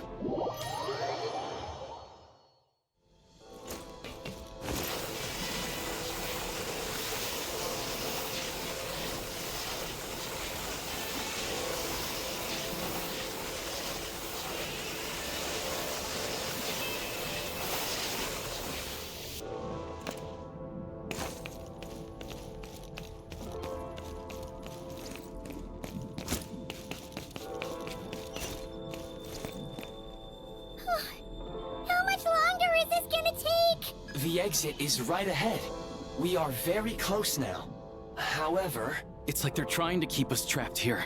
That platform and the carriages are swarming with undead Fatui. Guess we gotta storm through.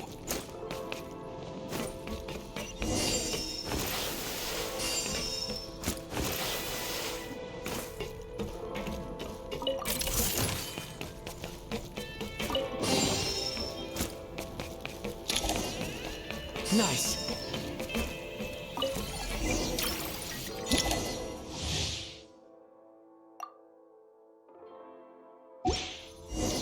You may find switching to assault mode makes your attacks more effective.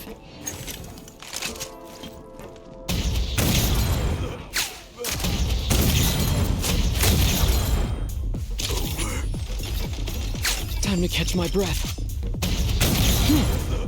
Reload!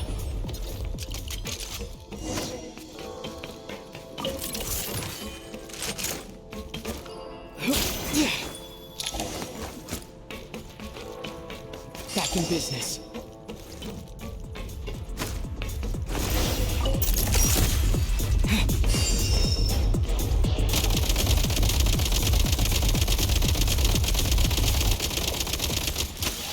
Switch mode! Charge!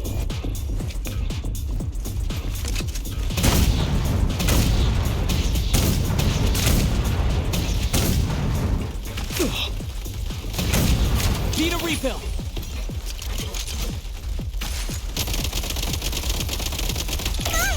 We're almost there!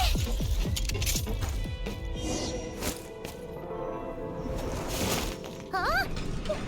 Why is everything shaking so much? Looks like the Shadow Realm is about to sink back down into the depths.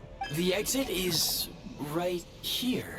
You mean this weird bubble thing? Wait, how exactly do we... No time to think. We just gotta go for it.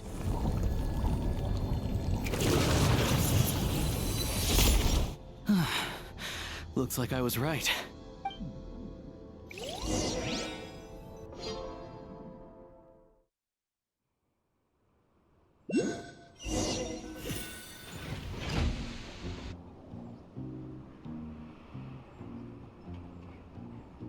I can't believe the Shadow Realm manifested right on the railroad tracks. It's almost unheard of. Lucky we made it out. All thanks to you and that awesome gun. Ah, so you have heard of the Golden City before? Yeah, it came up a whole bunch in Nokrai. You're a pretty neat surprise in that sense, aren't you, Goggles? Make no mistake, it was a team effort. For a first-time firearm user, Your performance was quite outstanding, far beyond my expectations. As Alosha said, it is highly unusual for the Shadow Realm to manifest in a place like this, but we should still watch out for similar dangers ahead. Oh, let's hope not. If anything else goes wrong with this trip, Paimon's gonna have train trauma for life! The Shadow Realm can appear anywhere, not just on the railroad. I am simply advising that we take sensible precautions. Now, if you wish to further calibrate and upgrade your firearm, you may do so over there, provided you have the necessary components. Please take a moment to catch your breath while I repair the body of the train. Amongst other things, this will ensure Paimon is a little warmer while on board. Oh, thanks, Goggles! You're a trusty train conductor! Well, maybe trusty isn't quite the right word, considering... Yes, of course. And just like the Eye of Grey, I am sure it will be a great asset to you in your future adventures. If not the trustiest, then it will at least get the job done. Let's get some fresh air while the Eye of Grey fixes the train. Yeah, sure! Paimon wants to forget all about the Shadow Realm. It was so creepy in there. Stretching our legs might help take our mind off things.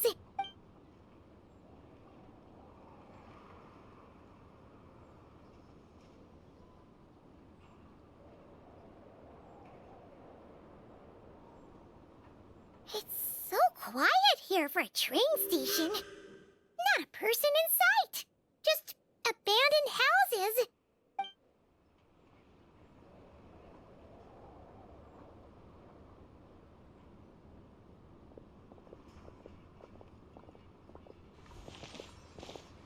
Huh? So much for repair? You've swapped our train out for a whole new model!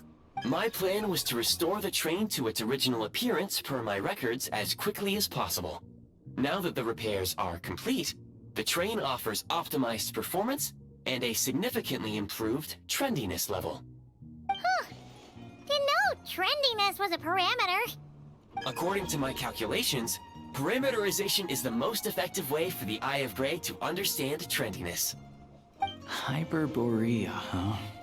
I'm sure I've heard of that in a story somewhere. What an incredible little gadget you are.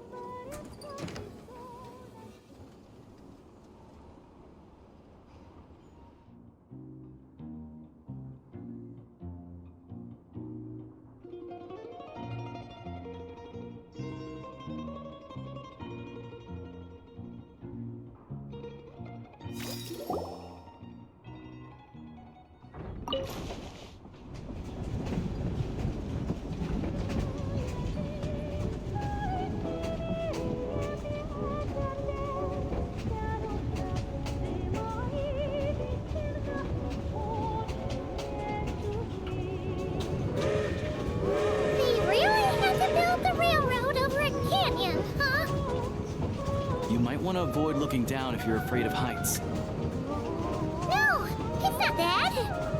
Paimon's just praying that we don't have yet another accident.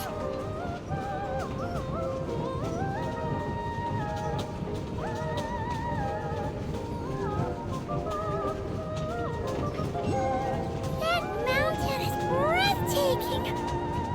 Reminds Paimon of Dragonspine.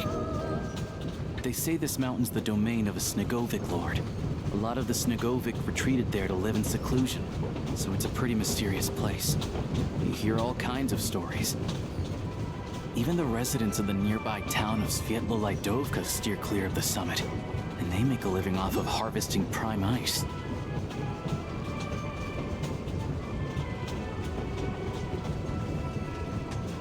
Look, Snezhnograd's just up ahead.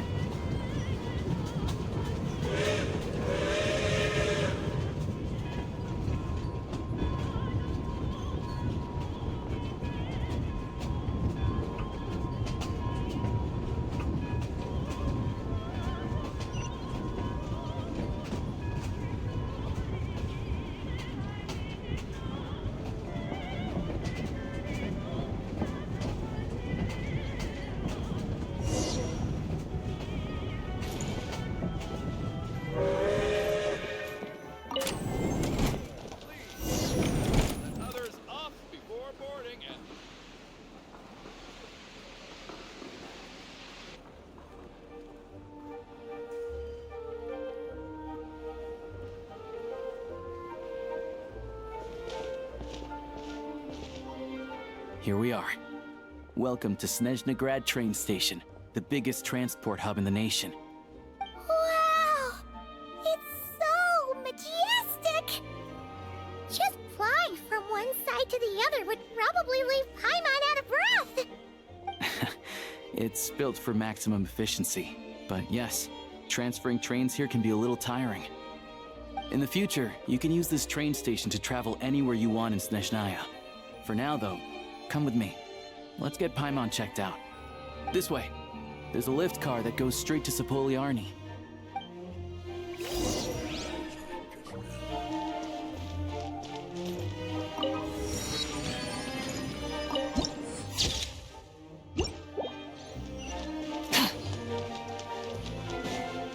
Look! Look! They have really funny-looking hats! And those ones are about the same height as Paimon! But it looks like they can't fly! Those would be Volkudlak and Domovoy. You'll also see the winged Vila and the snowborn Snegovic amongst others. No wonder! We'd heard that Snezhnaya used to be the realm of the Fae. Paimon can really see it now.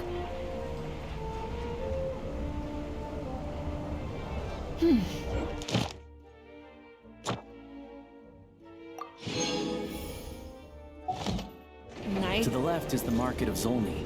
They sell everything there. You can often find some nifty little trinkets. To the right, you'll see the Korolyevsky Theater in the distance. Look at that! Incredible!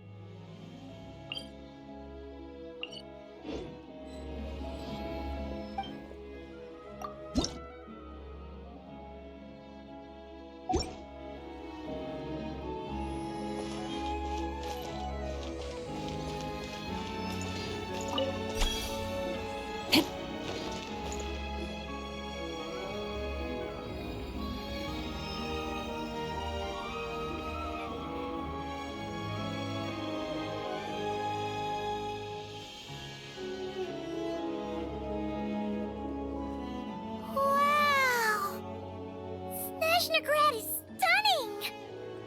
Seeing it with our own eyes makes all the trouble we went through to get here worth it! I found it pretty stunning when I first came here, too.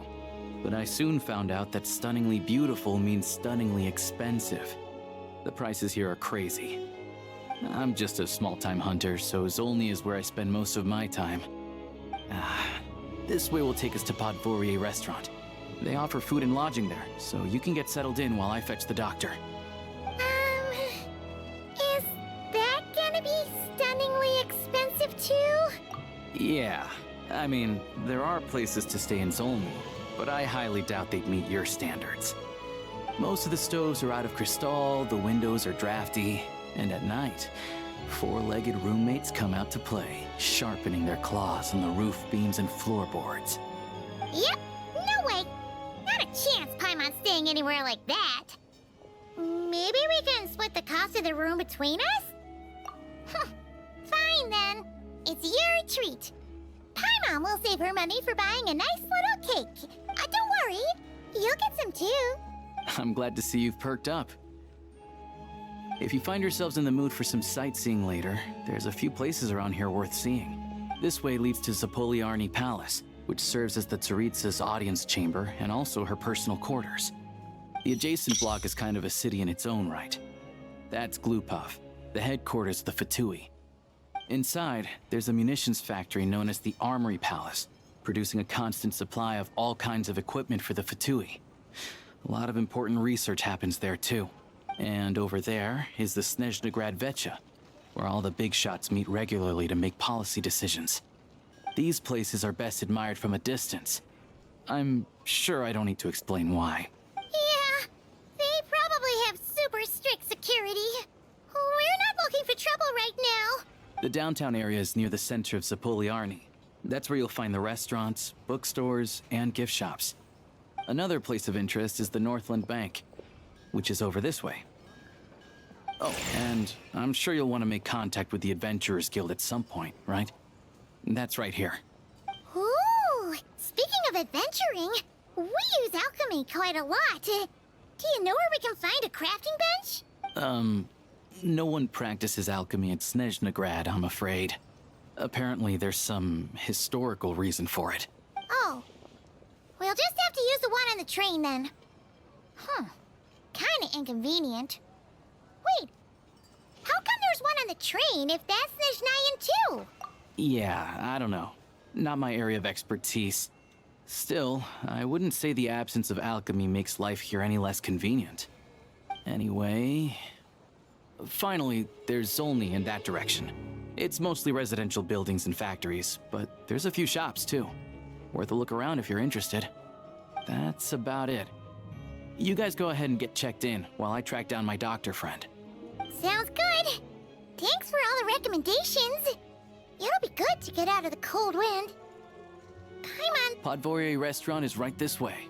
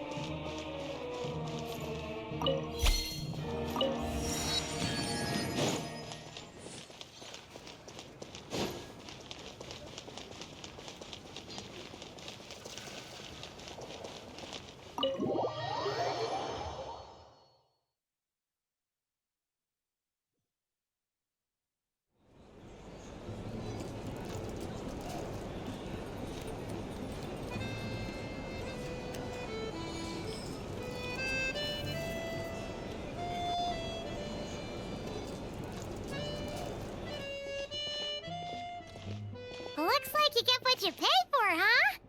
Paimon likes this room a lot. Yeah, much better now that we're out of the cold. Oh, thanks for taking such good care of Paimon. Honestly, she feels kind of bad for throwing a wrench in the works. If this were anywhere else, we'd be out investigating and adventuring by now. But instead, we're stuck here waiting for a doctor. You're right. No need to push ourselves too hard for no reason. A lot happened on our way into the city. Let's review what we've learned so far and try to figure out what to do next. Obviously, the million more question is, what is this Tsaritsa planning? Everything else leads back to that. Sure was. And so far, we've learned that in addition to the 7 Gnosis, her plan also requires a ton of energy. But we won't get to see her anytime soon. Alosha said that she went east to fight that big monster. It must be a pretty powerful one if it can blanket the whole of Snezhnaya in a snowstorm this awful. To be honest, what we're really lacking right now is information. The kind of information that only the higher-ups in the government would know, not word-on-the-street type of info. Paimon can think of a few people who might be able to help us, but... Right! And when we left Nokrai, Sandrone specifically left a message reminding us which side we're on. So, it's unlikely they'd tell us anything confidential about the Tsaritsa's grand plan. Yeah, fair point. Besides, that Glupov place is right nearby. We've got nothing to lose, so it'll be a waste not to go. There's gotta be someone there willing to talk to us, right? Maybe Arlecchino or Sandrone? Or possibly Tartaglia. But it's unlikely we could sweet-talk Arlecchino, let alone Sandrone. She basically told us to stay in her lane already. Yeah, the last time was all the way back in Fontaine, right? Too bad we missed him in Nokrai. Apparently, he came to help out. Hello. Is there a traveler in Paimon in there? That's Alosha! Come in! Hello, I'm Dr. Luneva. Alosha mentioned that one of you is feeling a little under the weather. I see. So you're my patient today, yes? And you're, Faye, I presume? Good question. Paimon's not too sure either, but she's definitely not the same kind of Fae as the ones we saw at the train station. Is that gonna be an issue? Not exactly. It's just, I'm used to treating human patients. Fae tend to be far more resilient than even the healthiest and most long-lived of humans. But don't worry, I do have some experience treating Fae. I've even diagnosed plenty of cats and dogs in my time. Safe to say, I have a fairly eclectic range of expertise. It'll be fine. Paimon's basically the same as a human, right? We're no different when it comes down to it, are we? More like you don't eat enough. The more talking you do, the more you need to eat.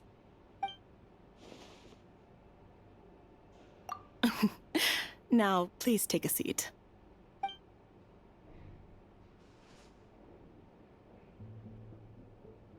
Okay, vital signs are good.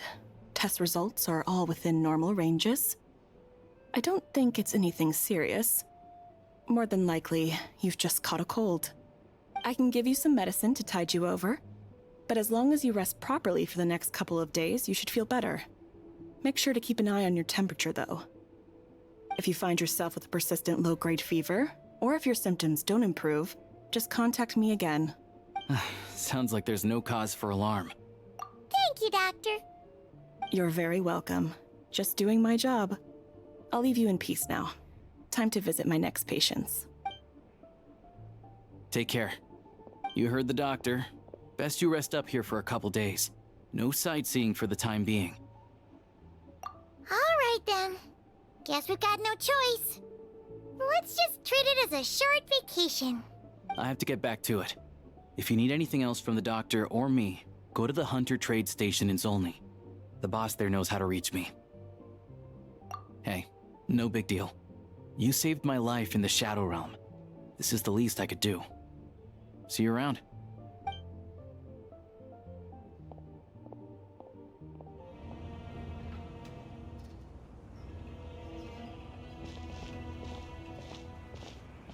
Hold on. Please display your invitation letter or permit. Glupov does not accept meeting requests without a prior appointment.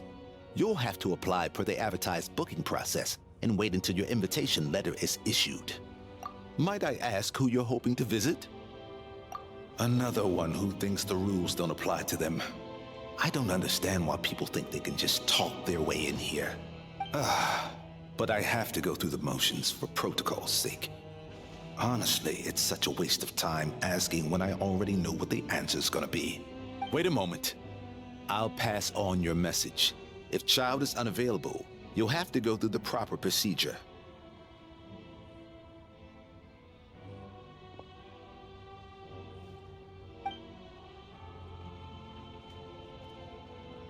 Lord Child is a busy man.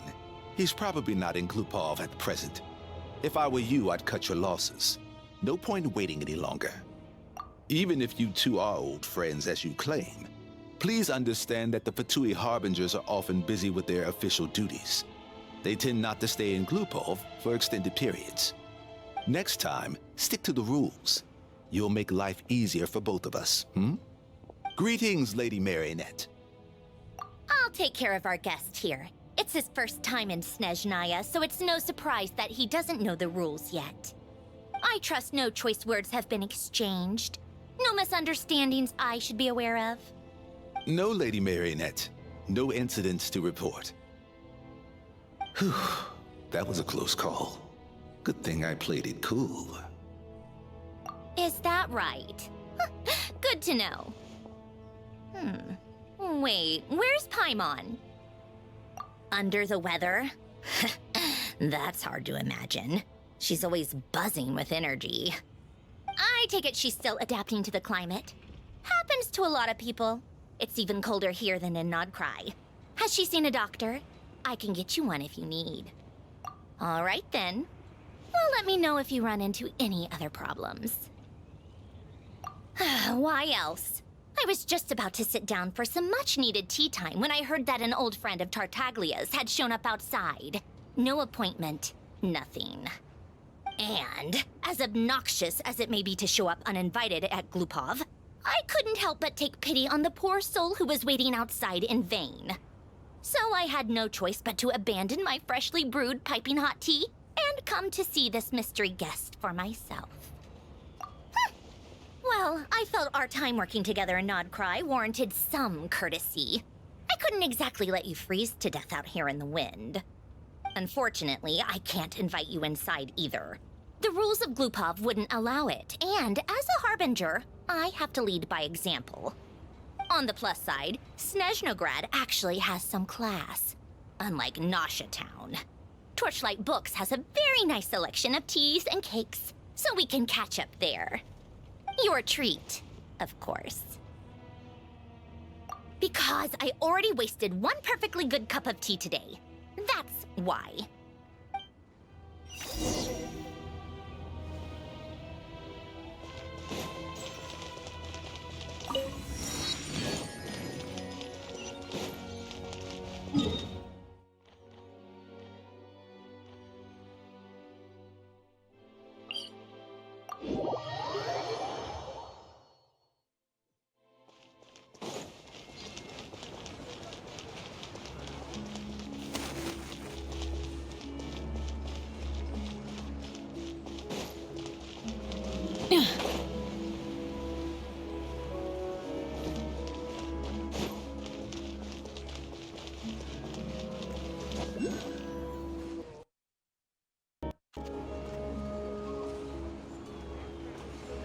I've ordered for the both of us.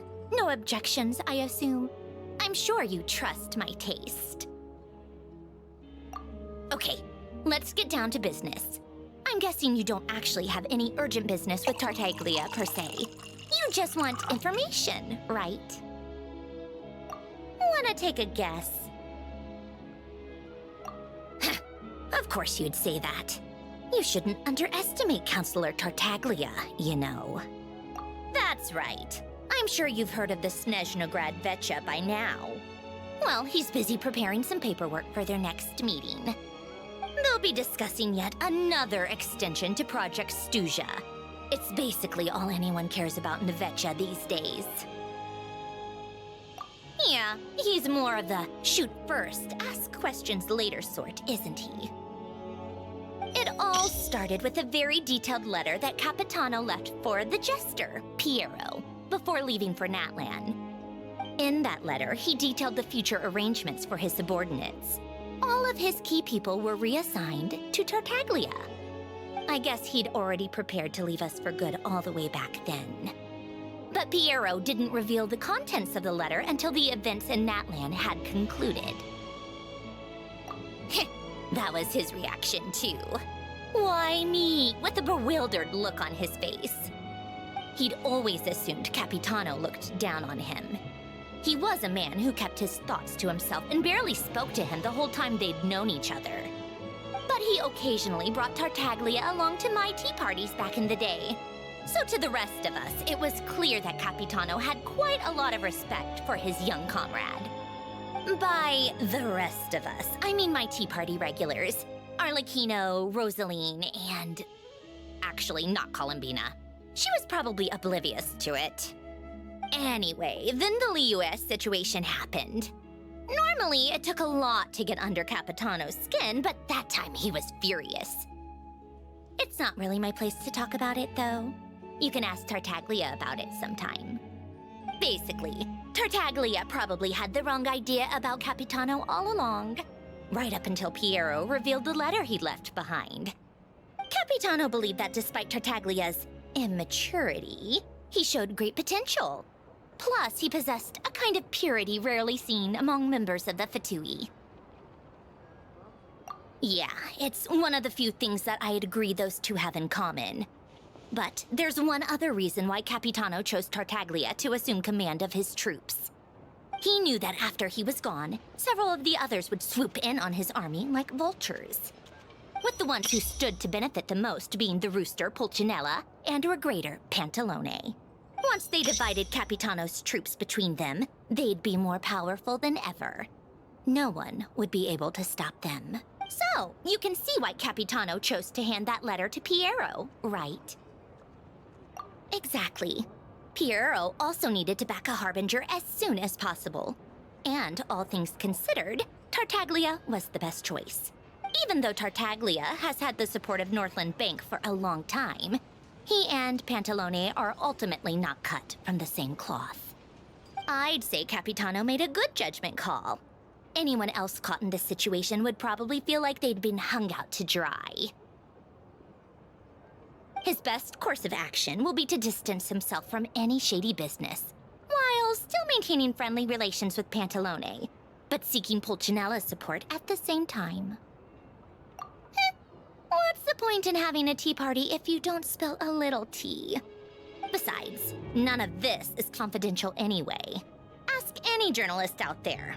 They'll give you all the lurid details. You'll see it firsthand if you ever sit in on a session of the Snezhnograd Vetcha. All the factional strife, whether open or unspoken, it plays out for all to see in that one little room. Having a voice in the Vetcha is the only way to steer policies in your favor. So, every person in that room represents a particular interest group. Pantalone, for instance, represents the financial sector, and Tartaglia represents the Fatui soldiers. Personally, I have no interest in political jousting, but since I have a number of engineers and researchers under my command, I have to make their voices heard. Then there's Pulcinella, the linchpin of the Vetcha. He represents politics itself. Everything involves him, so nothing can bypass him. Any issue that comes up, he knows how to mediate. That's what the Tsaritsa values most about him. I'm starting to see why everyone is so frustrated with the way things are, but also powerless to change it. A complex web of interests connects all parties involved, and the Tsaritsa sitting at the top adds another layer of complexity. It must be nearly impossible to come up with a perfect solution. All right, I'm done carrying this conversation. Time for you to answer a question of mine. You must have known that you can get the info you needed from me. So why was Tartaglia the first person you asked to see and not me? I just don't understand, that's all. Anyway, do I really need a reason? Wait. Oh, I think I know what it is. Columbina passed on my message to you before you left Not Cry, right? I only meant you should be mindful of which side you're on. Is that actually why you didn't ask for me? Because you took that to heart? Fair enough. It's not your fault. I blame all these politicians I've been hanging around with lately. Always beating about the bush when they talk. I guess it must have rubbed off on me. Anyway, just ask for my help next time, okay? Little things like this are no problem. Lady Marionette. What now? Can't you see I'm on my break? Whatever it is, just leave it on my desk. I'll look at it later. Sorry to disturb you during your break, ma'am, but I'm afraid it's an emergency. Isn't it always? I've told you before, fixing the tracks and transporting ice blocks does not constitute an emergency. The equipment in Svietlolaidovka is in urgent need of maintenance. With how the weather's been recently, we suspect that the cause is a buildup of snow, exceeding the maximum weight limit. The supports on one of the machines broke and fell, awakening a dormant beast and leaving many of the ice miners trapped in a nearby ice cave. Luckily, Odette's team was nearby and launched a rescue operation, but we're still facing a severe manpower shortage for both the rescue and engineering teams. I guess that's it then. Our tea party will have to end here. I'm the only engineer you'll need. Do you actually want to come with, or are you just saying that? Nice of you to return the favor. I'll have a couple of people look after Paimon. They can let her know that you had to step out for a while. Given how urgent this is, I'm sure she'll understand. And honestly, I'd rather have your help than anyone else's. Between your skills and experience, you'd be reliable help. Then let's go. You, take 2 people to Pavoye restaurant. Find his room and watch it like a hawk until we get back. If anything happens to Paimon, you'll be answering to me. Yes, Lady Marionette.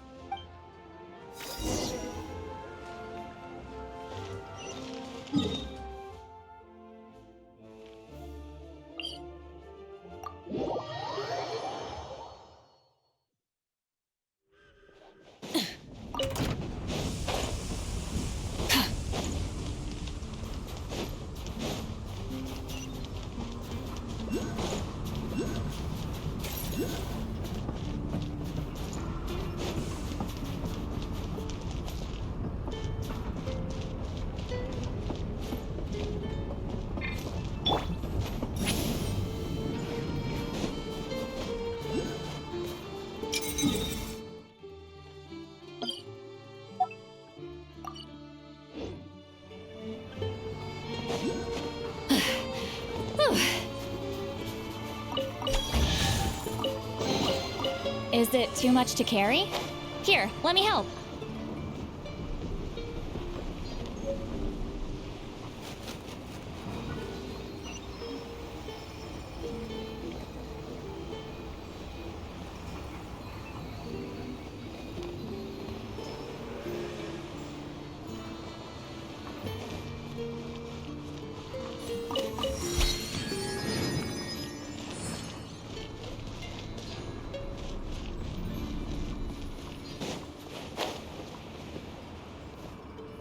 They weren't exaggerating.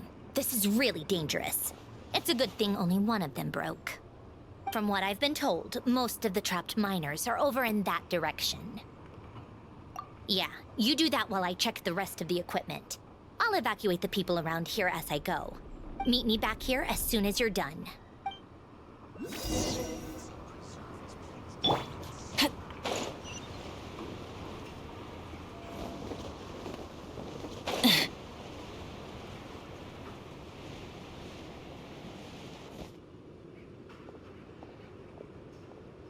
have to be getting close.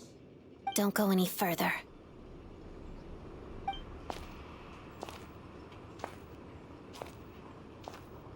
It's too dangerous here. There's a highly aggressive monster on the prowl. You need to leave, now. Ah, I see. You're the backup from Snezhnegrad. Well, I'm Odette. Good to meet you. Ah, so this is Odette. She was the first member of the Fatui on the scene. There are 5 people trapped in the cave. Monster type is unknown, and so is its location. Let's go. Every second counts.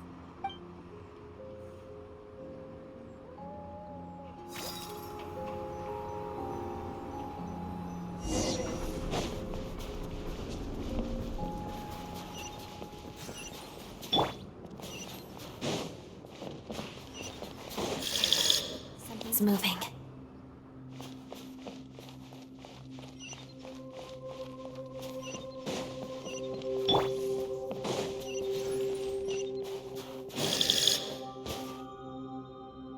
This must be the monster's shadow. Looks like a tough opponent.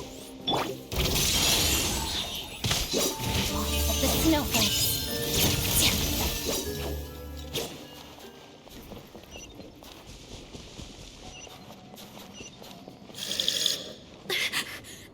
Stay back!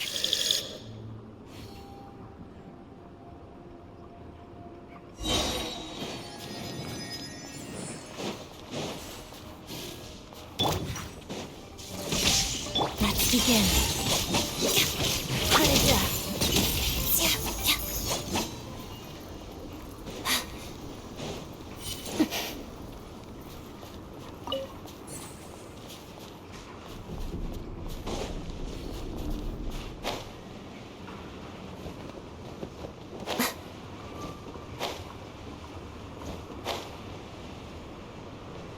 I see them.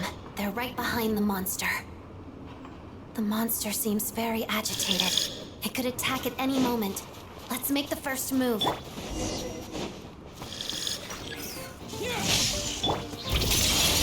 Thunderclap!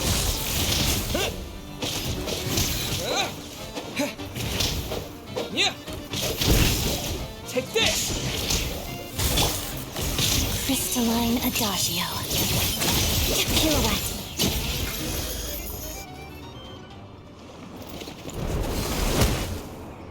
Thank you for saving us. We'd have been monster fodder otherwise.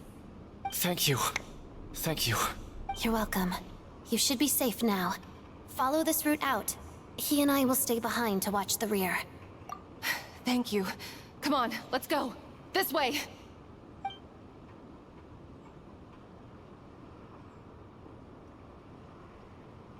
I've searched the area. Pretty sure the monster made a tactical retreat. Yeah, but with us here, it won't be coming back anytime soon. It may be small, but don't be fooled. It's a ferocious beast. People are just food in its eyes. It's lucky we got here when we did. The trapped miners have been successfully evacuated. Time for us to leave. Wait, this place. There's something unusual about it.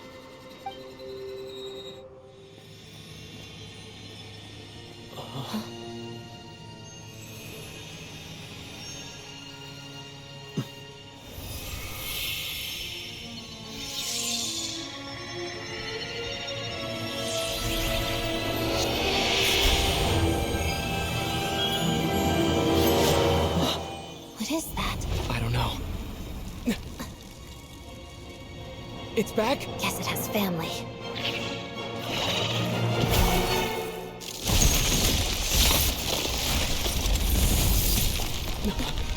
This way. Run!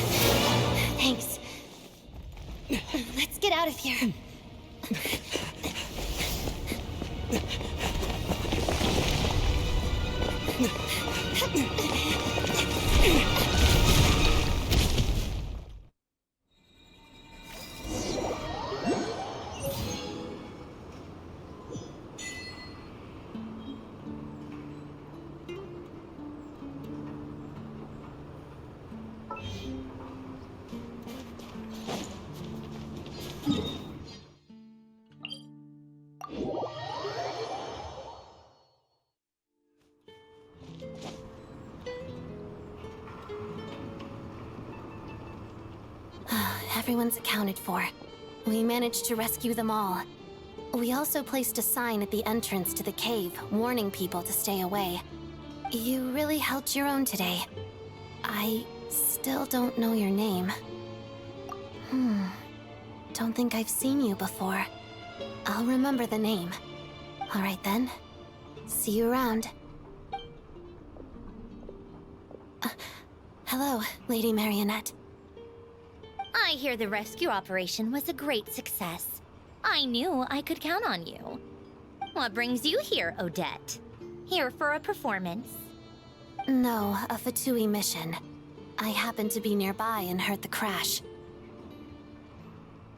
She hasn't introduced herself then. Odette is the prima ballerina of Snezhnograd. She's quite the celebrity.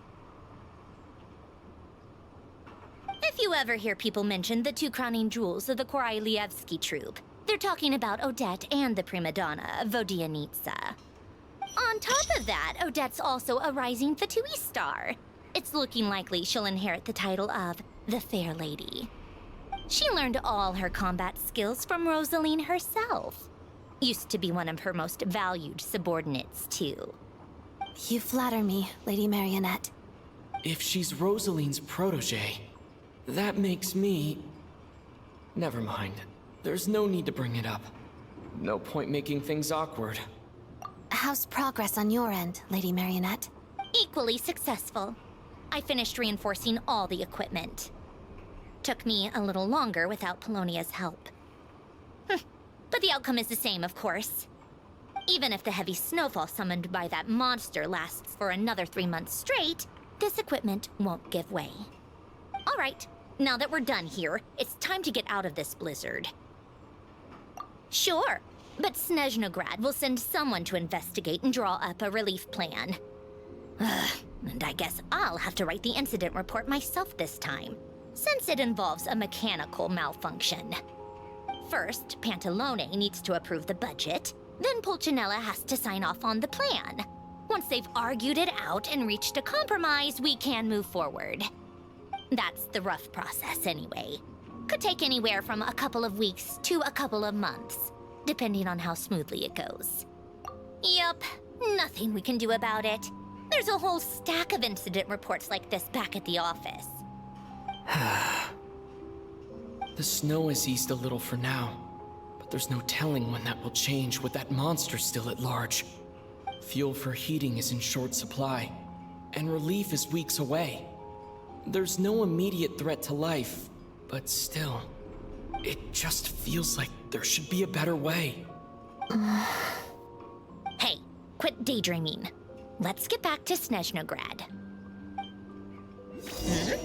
When did you get a new sword? I found it in a cave. It handles pretty nicely. You have a strange affinity for secondhand swords.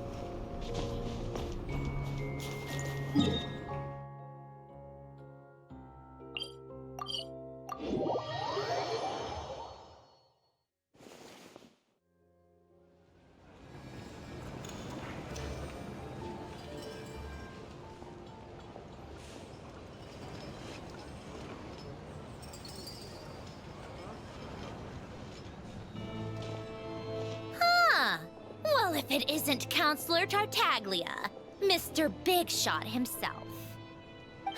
Go easy on me, all right? I'm still recovering from the interrogation the real Big Shots put me through. Hey, comrade, it's been too long. I heard you came looking for me earlier. Nicest surprise I've had in a while. Good to see you too, Odette. I'm guessing you guys just got back from Sviatlo Laidovka. How'd it go? Crisis averted? It went fine. How about you? Any new developments? Not really. Same as ever. Growing opposition to Project Stuja, and the usual rebuttals are starting to ring hollow. The results of the mock vote were pretty dire. Pulcinella was fuming. I've never seen the old man so angry. That's not good news. It takes a lot to rattle him.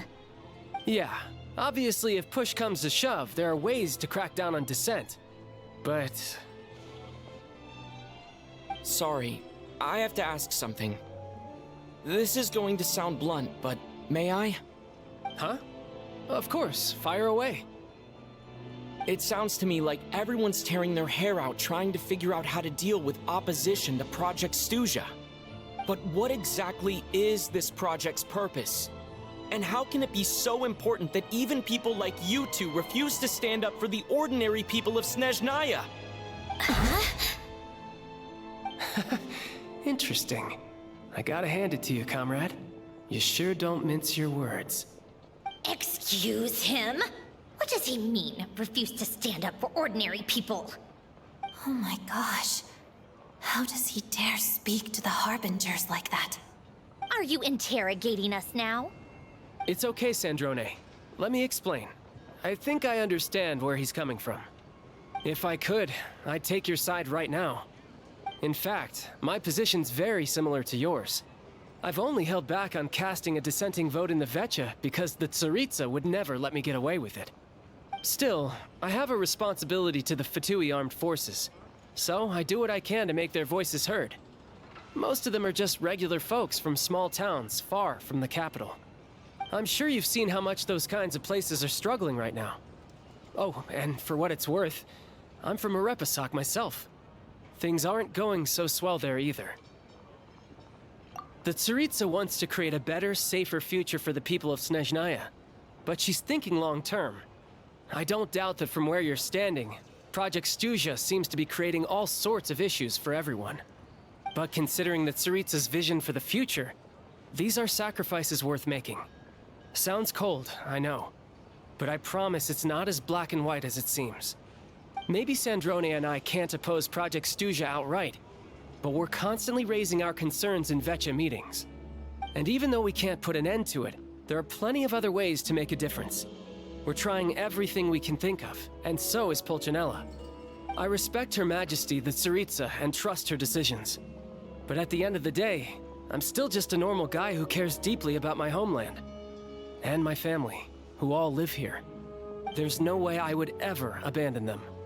As contentious as things can get within the Vecha, there's no selfishness or malice behind it. Everyone wants to get through this period as smoothly as possible. The issue is that there's no way of pleasing everyone under the present circumstances. Most of the time, we're trying to decide on the lesser of two evils, which obviously isn't a great look. But that is not the same thing as being blindly loyal to the Tsaritsa. No one's got their head in the sand here. We're all well aware of the way things are. We're just doing our best to make it work. In fairness to Sandrone, she rushed to Svietlo Lidovka's aid the moment she heard that people were in danger. And even Tartaglia, who used to only care about the thrill of the fight, is clearly doing his best to rise to the demands of his new role as counselor. Hey, come on. There's only so much we can say, so don't press us too hard. Look, I know how untenable the Tsaritsa's position looks if you don't understand her motives. Maybe you've heard already, but she's currently leading her army on a campaign to the east to defeat the monster that's been causing these brutal blizzards.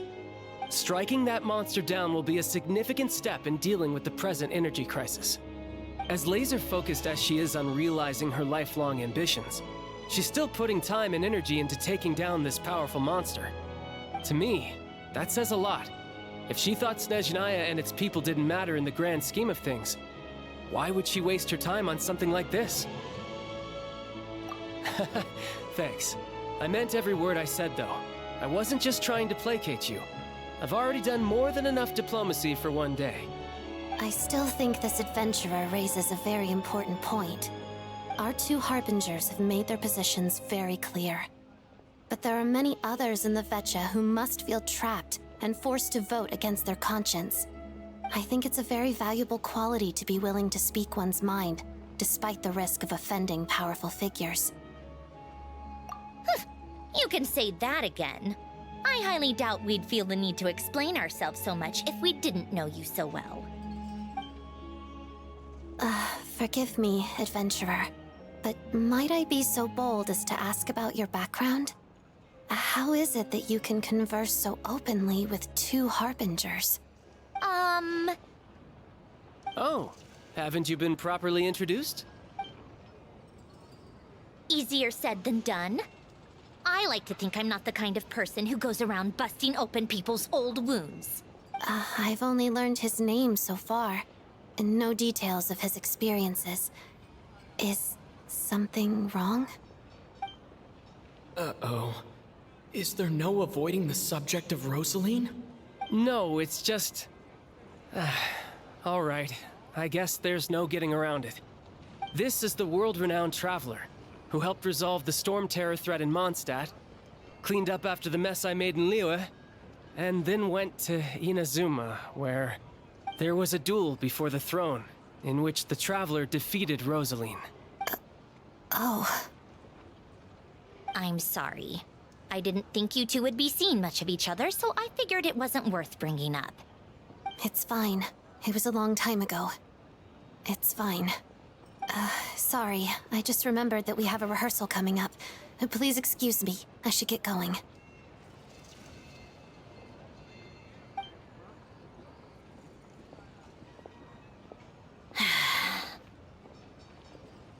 I've mentioned this to you before, remember?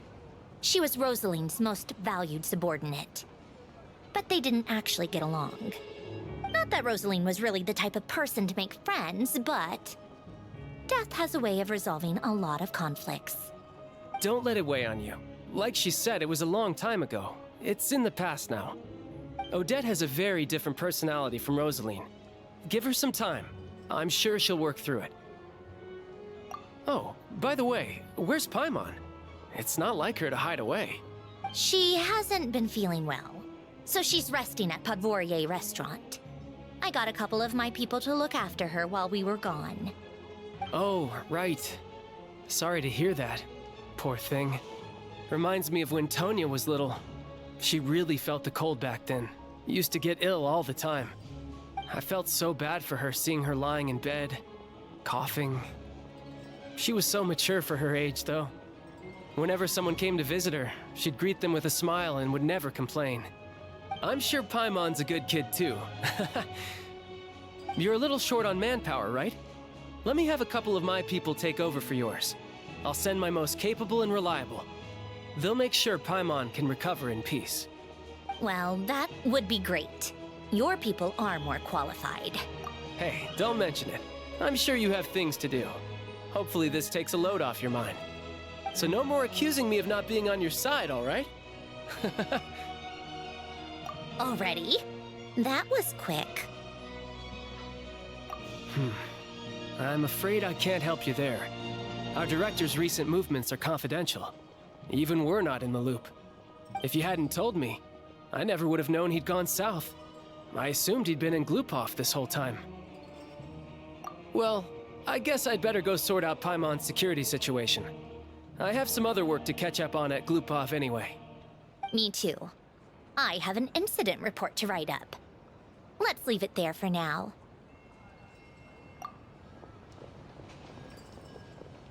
I guess everyone's in a difficult position. But Tartaglia's right. I have things to do. Things I want to do. And things I ought to do. To start with, I should ask Alosha if he knows any way to help Svietlo Lydovka.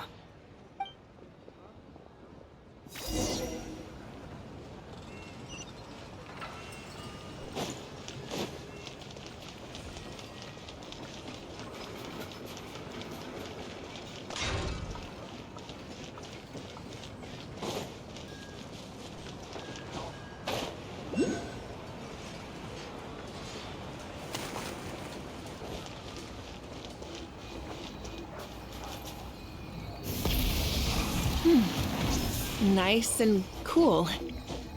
Natlan doesn't have places like this.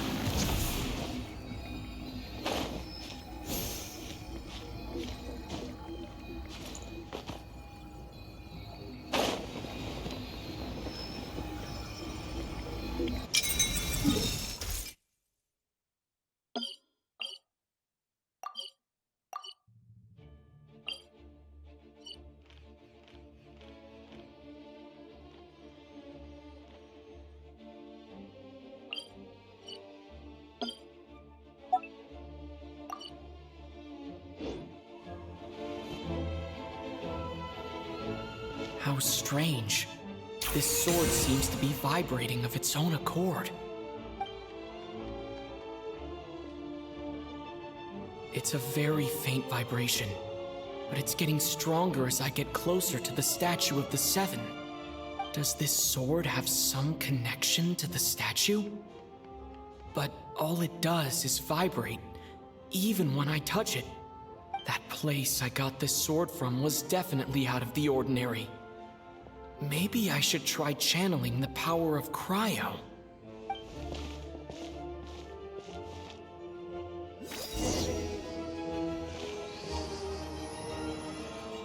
Cryo sword! It worked. There really is something special about this sword.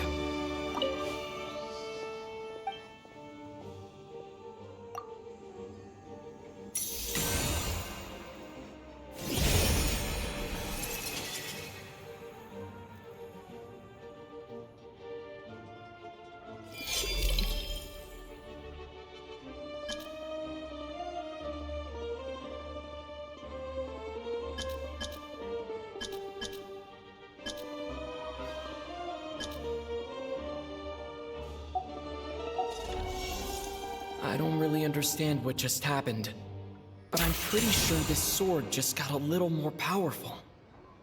I'll have to try the same thing again when I come across another statue of the Seven. In the meantime, I'd better go find Alosha.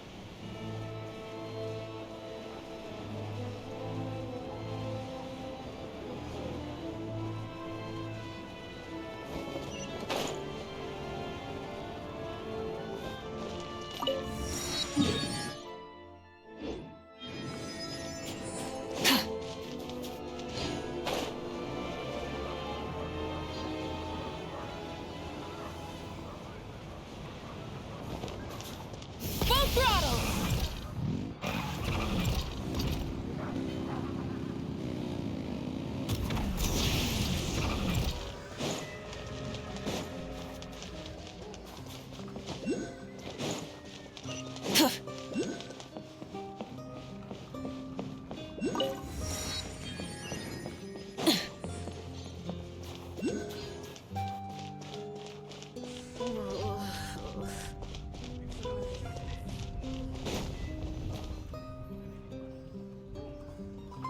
Hello there. How can I help? Ah, sure thing. Give me a second. I'll go fetch them for you.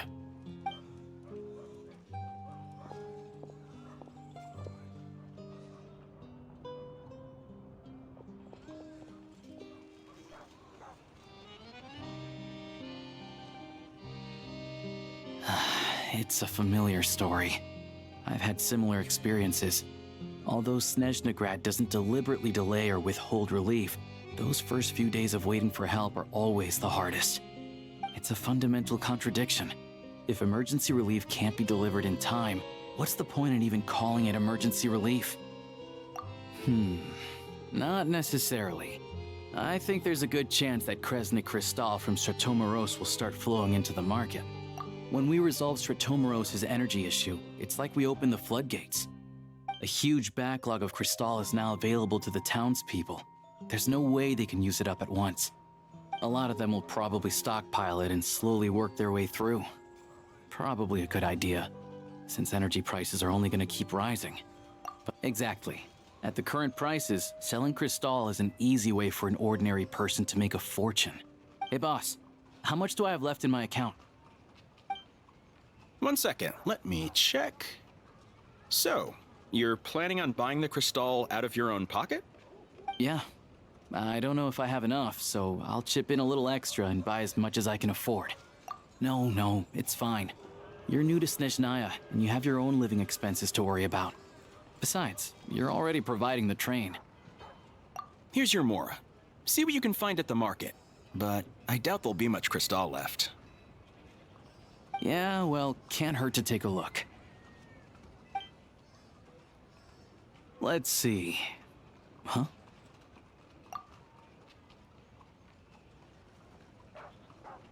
Oh, Alosha, and... hello. I didn't realize you two knew each other. Yeah, I take on some odd jobs in the city to supplement my hunting income. Sometimes I work as a cleaner or prop hand at the theater where Odette is one of the big stars, so I've met her a few times.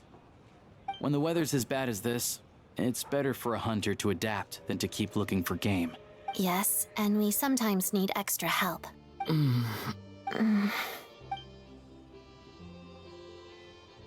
Wait, why is the atmosphere so awkward? I thought things went pretty smoothly in Sviatlo-Lydovka. So, what brings you here, Miss Odette? No.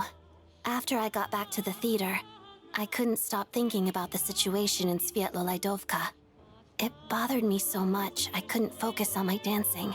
So I decided I'd come here and see if there's anything I can do. You too, I presume. I suppose that's why you're here. I didn't feel comfortable expressing my true opinions in front of the Harbingers. Not least because ordinary Fatui like me don't even know what Project Stuja is all about. Without knowing the full picture, I can't make sense of it. And at some point, if things aren't making sense to me... So many people feel the same way. They wish they could do something, but all kinds of reservations hold them back. Explains why groups like the Rokot are springing up to fill the gap. Yes. Well, that's one option. But there are risks to consider with organizations like that. The Fatui does not encourage their activities. Right, because things can get out of hand, and it's hard to hold the right people accountable when they do. I've heard about a few cases like that. Sandrone said Odette was on track to inherit the title of the Fair Lady. If so, she'll be able to find out what Project Stuja is really about. Still, it's probably a little soon to ask her about that. There may be more to the story. What's on your mind? I think we can both agree that no matter which side you're on, it can't stop you from doing the right thing. Where there's a will, there's a way. I know what Rosaline did while she was abroad. You made the right decision, so no hard feelings.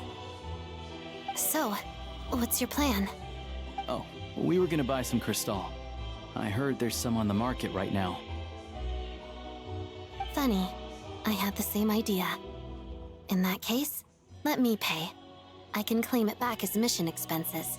The real issue here is that government relief is behind schedule. Surely it makes more sense for the state to cover these costs than for us to pay out of our own pockets. True. It's a huge expense after all.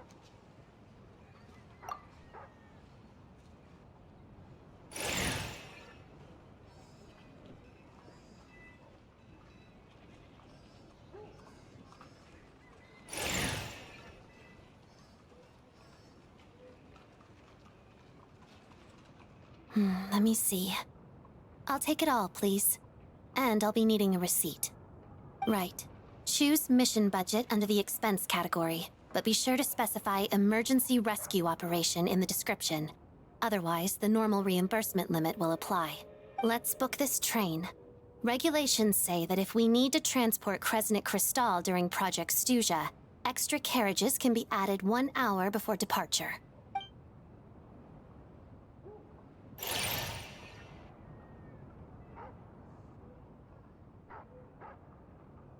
That should do it.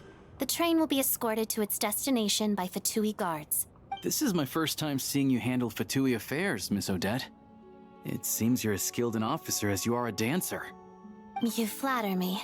It's only because I've been doing both my whole life.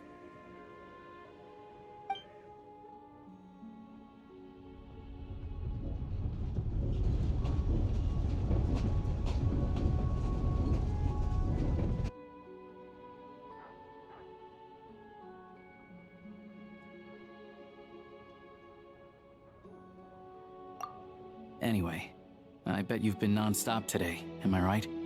Any idea how Paimon's doing? What's wrong?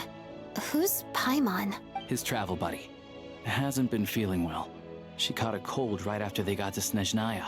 Sounds like she's important to you. I can't believe you've been dealing with this on top of everything you've been doing to help the people of Snezhnaya. I've got nothing going on right now, so I'll join you. I want to see how she's doing. May I come too? I have some candy that someone gave me back in Svietlolaidovka. Plus, I know a little bit about relieving cold symptoms. All right then, let's go. I still don't know what the deal is between these two, but at least the tension seems to have vanished. A good sign. Hope.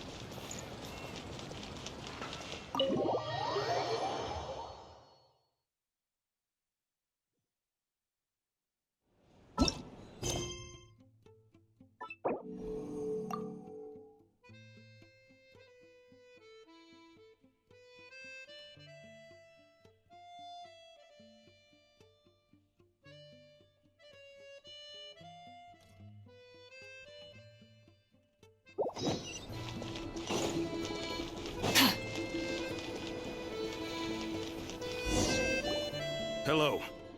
Sorry, but there's a sick person recovering in this room. Can I help you? What happened? Oh, please, excuse me. Are you the Traveler? Could I take a quick look at your Adventurer Handbook?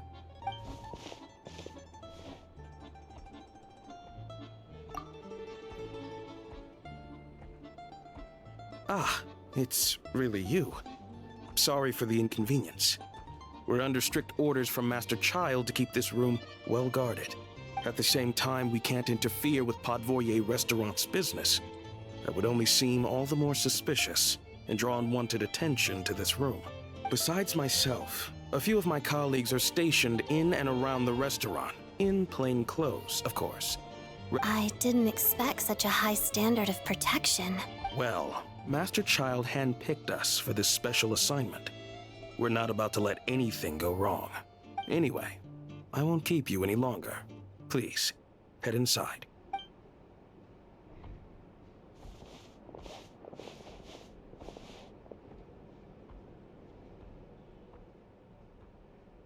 Traveler! Alasha, you're back! Oh, hey! Who's our new friend? Hi, I'm Odette. The Traveler and I crossed paths a few times. Another friend from the Fatui, huh? You're practically a member yourself by this point. Paimon's definitely on the mend. We should be back to our usual travels in a few days' time. It's just... Paimon's limbs are still feeling a little chilly. I have just the thing. Whoa! What's this? Is that... a flame inside an ice cube? Wait, is this real ice? How's it not melting? And how does the meaning? All keen observations. You're right. This is called core ignis. Whenever I've caught a cold in the past, I found I recover much more quickly if I place this by my bed. You're welcome to borrow it. Awesome! Wow! It's so nice and warm! Oh, it's like magic. Your name was Odette, right? How did you two meet again? Looks like she's in pretty good spirits. That's a relief. Any progress with your investigation yet? No surprises there, I'm sure. They're not likely to let anything slip. The Rokad, huh? Let me think. Members of the Rokad keep their true identities hidden, but I think there might be someone I can introduce you to. Leave it with me. Meet me at the Korolyevsky troupe tomorrow, and I'll tell you how it goes. Would anyone like a drink? I'm gonna head to the bar. Paimon will have... maybe some hot milk? Yeah. Paimon's in the mood for something warm. Enough with the secret chat, you two. Let's catch up properly in a minute. It'll be kinda like tabletop troupe. No reason why listening to a story can't be an adventure.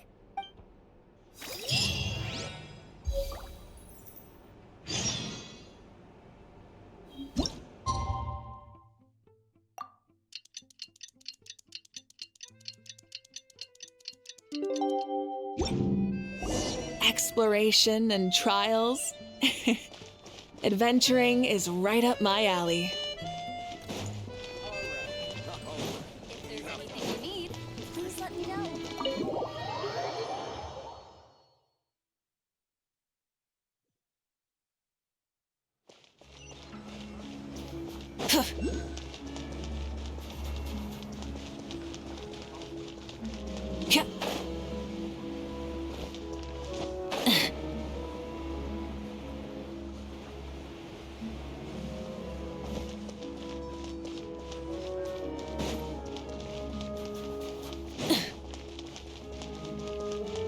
Try and stop me!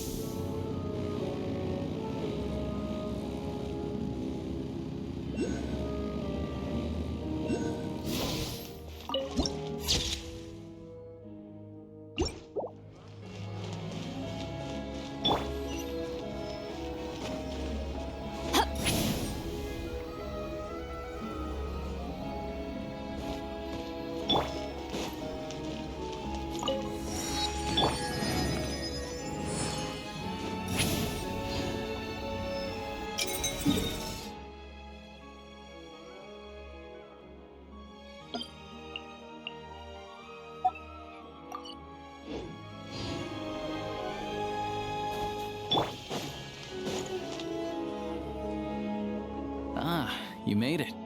I've got some tickets, and I managed to set something up with the Rokad. It'll have to wait until after the show, though. Happy to stay and watch? I doubt you've seen the Korolyevsky troupe on stage before. Pleasure. Here, this is the way in.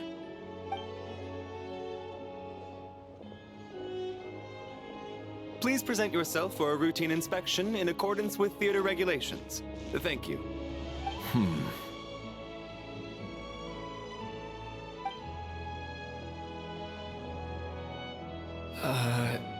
Is that guy with the Fatui? Looks like he's waiting for something. Okay, all done. Thank you for your cooperation.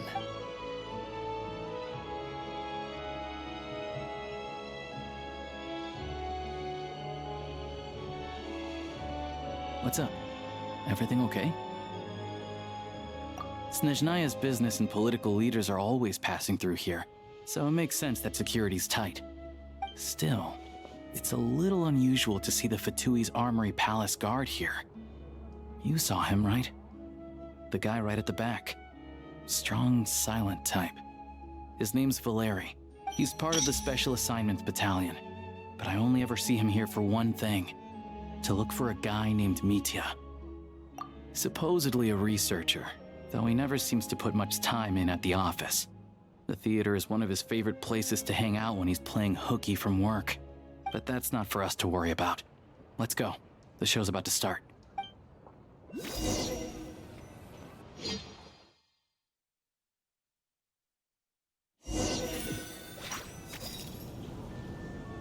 What do you think?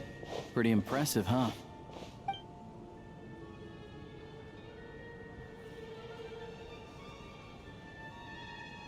Oh, the one in Fontaine?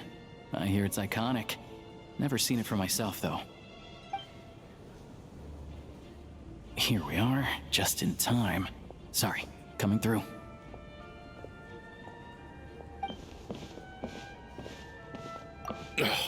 If you're gonna show up late, keep your mouth shut. What's his problem? Whatever. No point arguing with people like that. Look, there she is.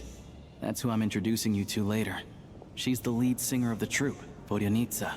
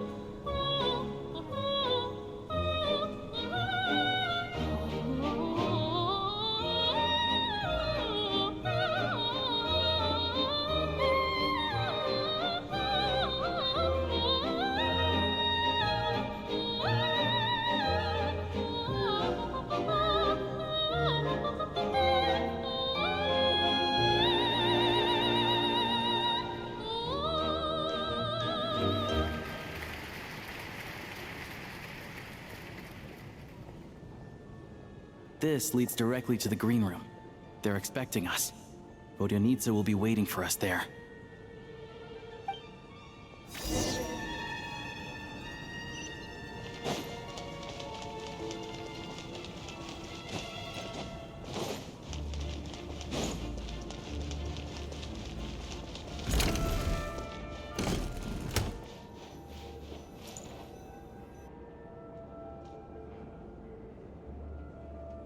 Hey there. Excuse me. Can you believe it?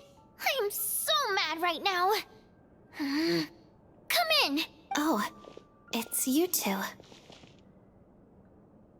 Huh? You know each other? Oh, wait. Is this who you were telling me about? The one you met yesterday and couldn't stop thinking about? I never said that. Yes, you did.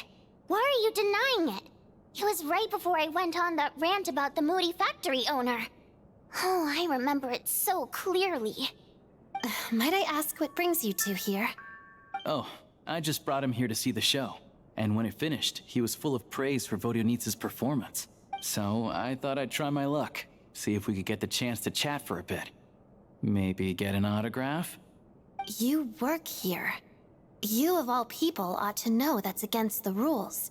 It's not what the green room is there for. Oh, what's the big deal? Come on, don't be shy. I can give you an autograph. You can take a picture too if you want. Do as you please. I finished all my shows for the day. I'll leave you to chat.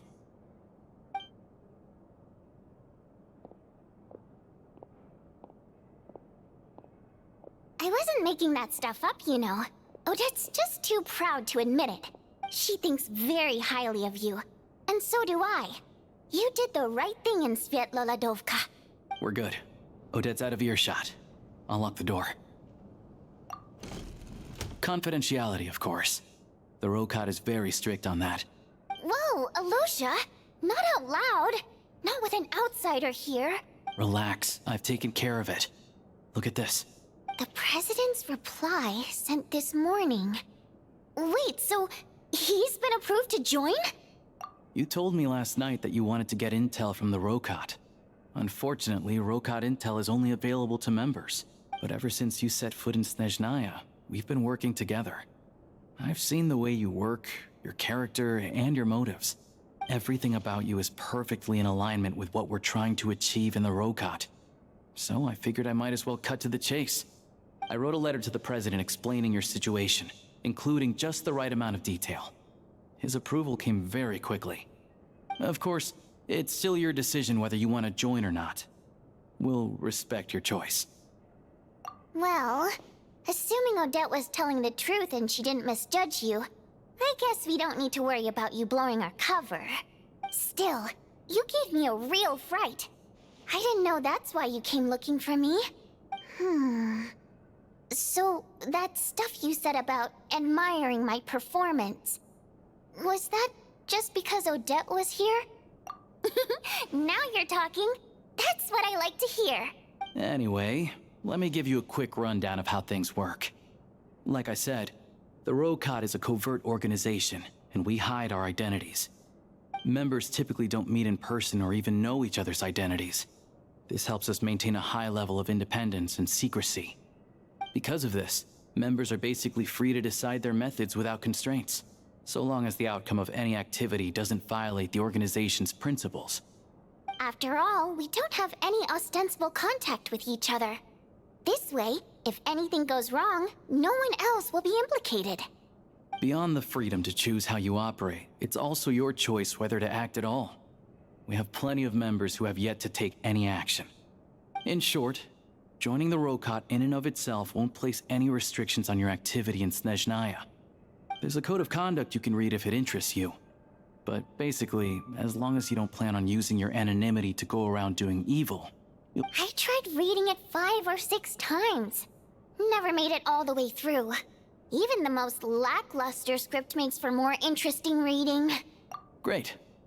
Then I'll go grab an official application form. Be right back.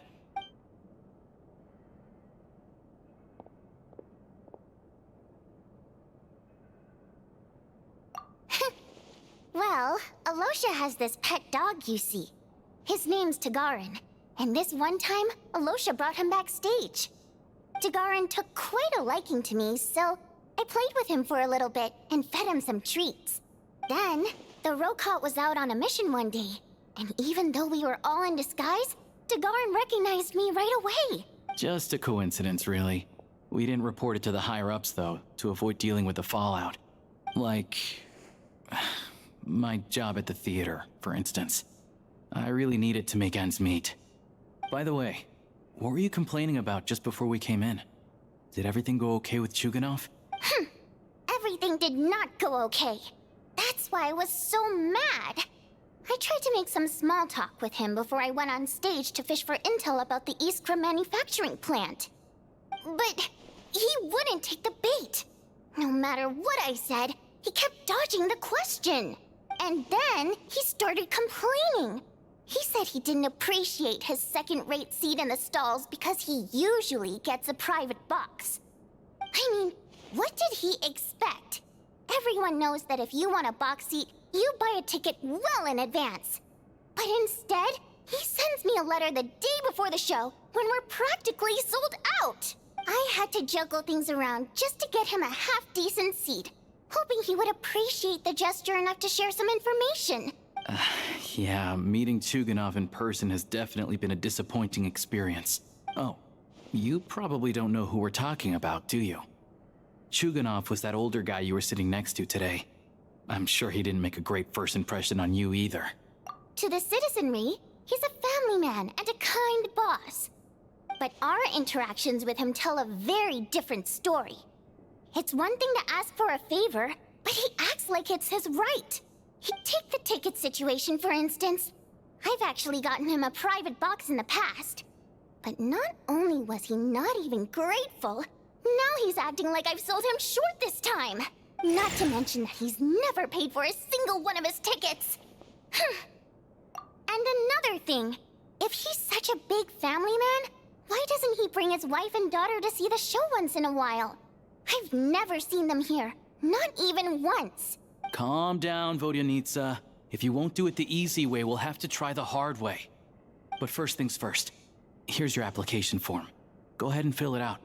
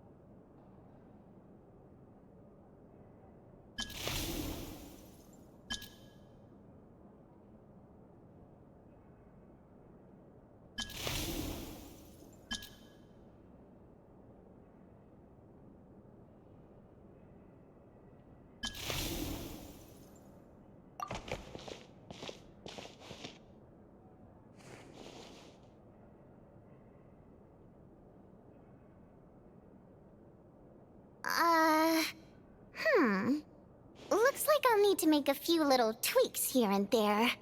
But other than that, you're good to go. All right. Now that we're officially Rokat comrades, I can tell you. Chukhanov is the target of our current operation. Recently, we've done some recon work at the Iskra manufacturing plant, which pretty much confirmed that their energy consumption is way beyond the legal limit. All we need now is some direct evidence to present to the Vetcha, so we can demand that they shut the plant down. That way, the Kresnik Crystal can be allocated to where it's needed most. I was hoping he might let slip during one of our chats, but he's too tight-lipped. We'll have to find another way. I'm meeting another regular theater goer tonight, Mitya. But Valeri's here too, and he's probably looking for Mitya, so he may end up being a no-show. Don't you worry.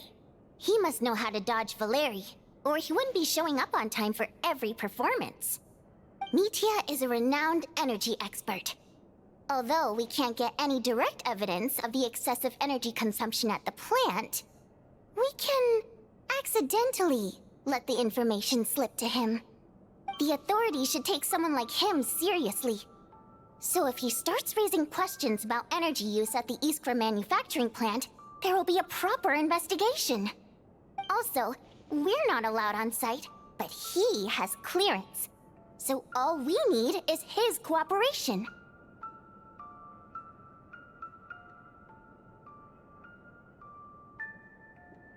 Yeah, so that's the other thing we're trying to figure out. Though I think we're far less likely to make any progress on that front. Still, I hear that Mitya is a bit of a chatterbox. So, who knows? Maybe if we catch him in the right mood, he'll let something slip. What do you think? Sound like something worth your time? Okay, in that case, you guys find a seat somewhere nearby.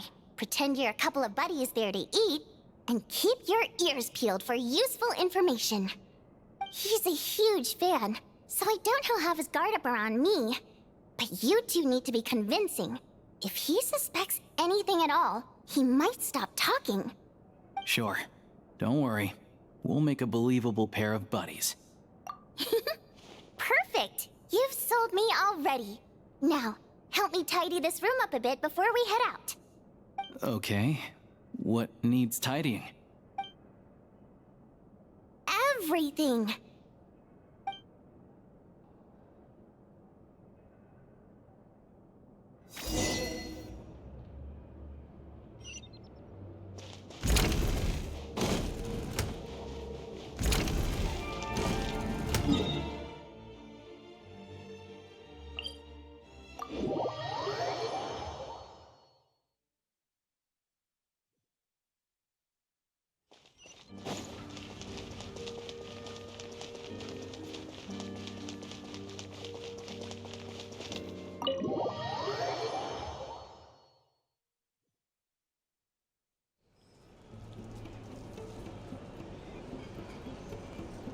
We come here often, so we shouldn't stand out.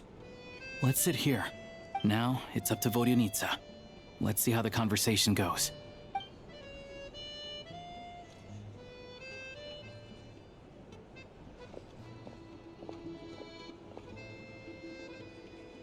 Mr. Mitya! Over here! Over here! Oh, sorry. I got a little held up on my way here. Now we have even less time than we planned. Go ahead and order some snacks and drinks, whatever you like. Let me see. According to my schedule, we still have 25 minutes left. You're really pressed for time today, huh? I was imagining this would be a leisurely chat. If you'd prefer, we can always reschedule for another afternoon when you have more time. No need. Getting to meet the lead singer is a very precious opportunity for me. I'm not about to pass it up. I've already had to decline your invitation several times because our schedules rarely align. If I don't grab this chance while it's here, who knows when the next one will come around?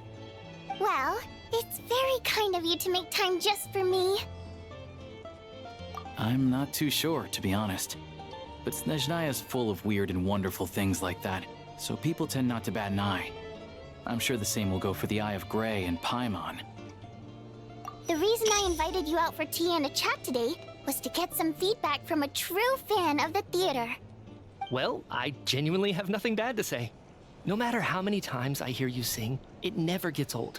It always seems fresh and new somehow. Maybe it's because the more times I listen, the more details I notice. Or maybe you simply improve with every performance, delivering it better each time. Thank you! I'm delighted to hear that! Could you give me any specific examples? Oh, yeah. The piece you sang today, for example. Beneath the Frozen River? Hey, what's with you? I'm just praising a good performance. I always used to find that such a bleak and lonely song. But the more you listen, the more you realize that it's not as cold and nihilistic as it appears. When you really dig down into it, there's a certain level where you're surprised by the emergence of hope. Wow, I'm impressed. I didn't expect you to pick up on that. Actually, I only tried out that angle after talking with a composer. Still, Beneath the Frozen River wasn't on today's program. Oh, really? But it's a classic. You sing it every time. Almost every time. Oh, well then. Let me say a few words about that other all-time classic, Flying in the Wind from the Mountain Sparrow. I didn't sing that one today either. My voice wasn't quite up to it, so I switched it out at the last minute.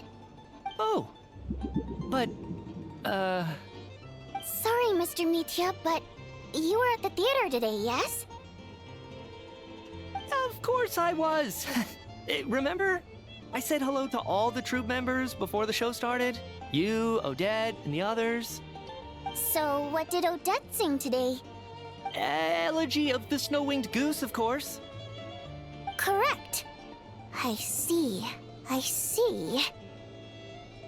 You find my singing boring, don't you? That's why you don't remember a single song. Looks like I'll need to cut a few from the program next time. No, that's not it. I swear. All right. I'll be straight with you. I'm sorry. My mind was wandering as you took the stage today. I enjoy watching your shows because the exquisite performances stimulate the mind. It always sparks some inspiration for my research. So, whenever I get stuck at work, I come to the theater for a change of pace. Odette's dance during the Elegy of the Snow-Winged Goose today was simply incredible. It got me wondering what she's been going through recently. That look of sheer defiance in the face of utter tragedy? It was so inspiring. I started scribbling in my notebook right away. Not that I made a ton of progress in the grand scheme of things, but I still think it was productive. By the time I snapped out of it, the entire show had finished. So what you're saying is, you didn't listen to my singing at all? Unfortunately not. I'm sorry, I don't know which is more disrespectful. The fact that I don't always come for the show itself, or the fact that I missed your performance. Seems like things are getting a little awkward. Mitya just stepped into a conversational minefield. If there's one thing Vodyanitsa doesn't like, it's people who show disrespect for her performance. This meeting was so hard to set up. Don't tell me it's already falling apart. It's fine. I suppose this is affirming in its own way. At least, it shows that our performance really touches people's hearts, right? Don't let it bother you. It certainly doesn't bother me. She's showing a lot of restraint. Well, I'll be sure to let Odette know how much you adored her performance. Please don't say that. I always love your performances too. It's just that inspiration struck at the wrong time today. I'm usually all ears. I know, I can tell. That's why I value your opinion. I'm sure some people can't stand it when others praise their coworkers right to their face, but not me. No, sir. Fair enough. I still feel kind of bad, though. But you know what I really can't stand? People who only show up to the theater to pretend that they're cultured. Makes me sick to my stomach. Oh, yeah, 100%. There are too many of those people around. By the time they're walking out the door, they've forgotten all about the show. What's wrong? You look furious. I don't know if you've heard about the boss of the Iskra manufacturing plant. He isn't even a theater investor, but he always demands the same privileges as actual investors. Box tickets only, premium drinks, even the right to request specific songs. Well played, Vodyanitsa. Seems like she's harnessing her rage to steer the conversation back on track. Now that you mention it, I've interacted with that guy before. I gotta say, everyone holds him up as an example of a benevolent businessman, but I don't know. I don't see it. Yeah, he couldn't care less about what's happening on stage. He's just there to flaunt his social status. I hate that I have to prepare programs for guys like that.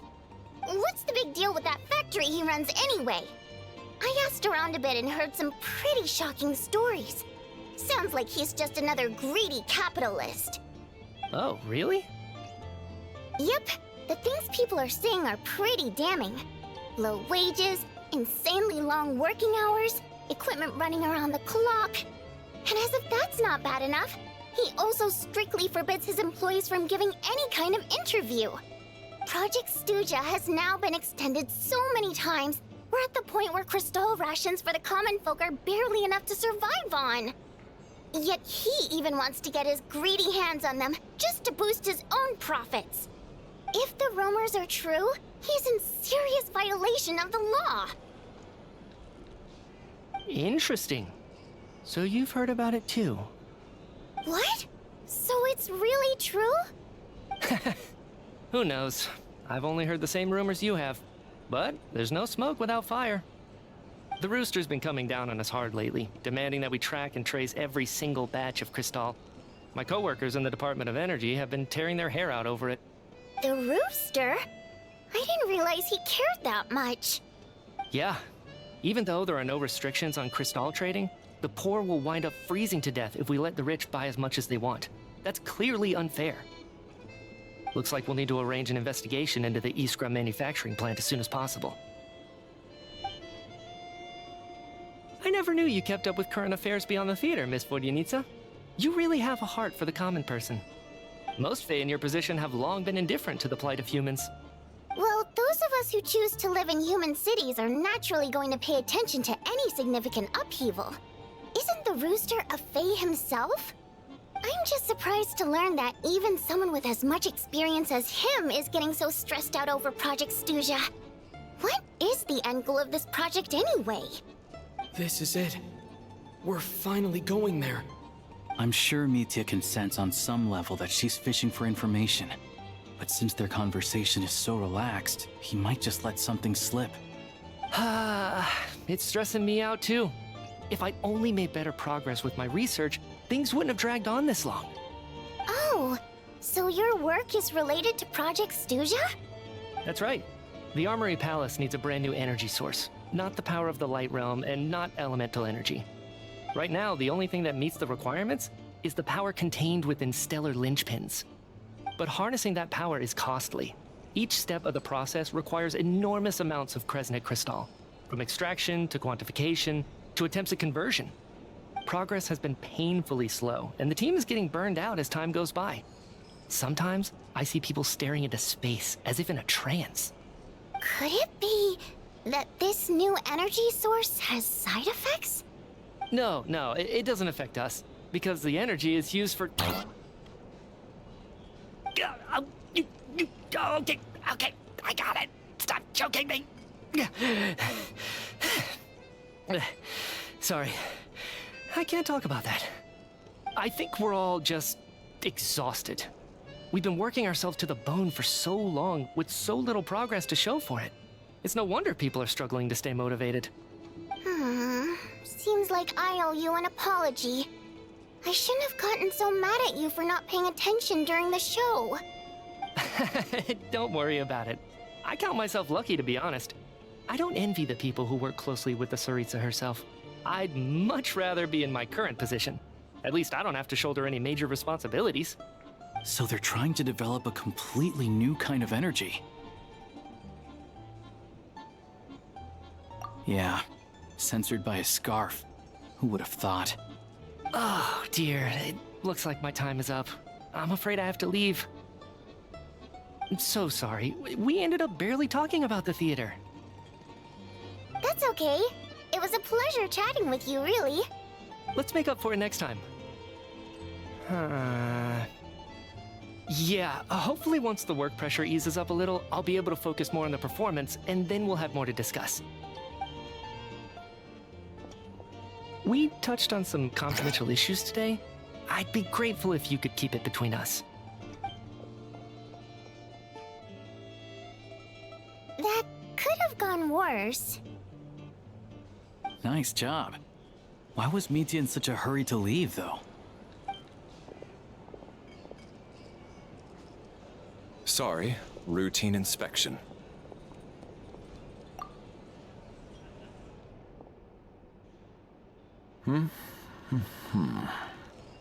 Okay, let's go. So he wasn't rushing to get back to work.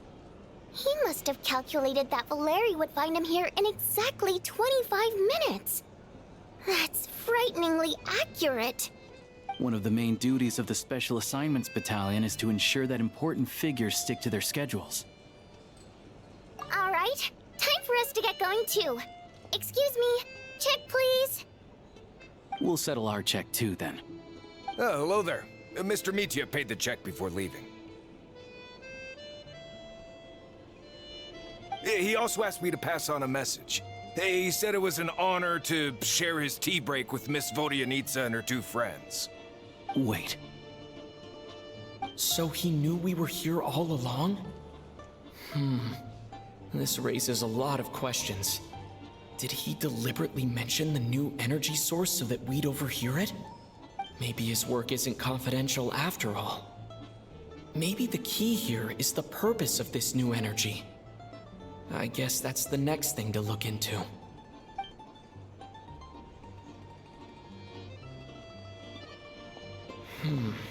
Vodyanitsa and Alosha have left. Time to head back and call it a day.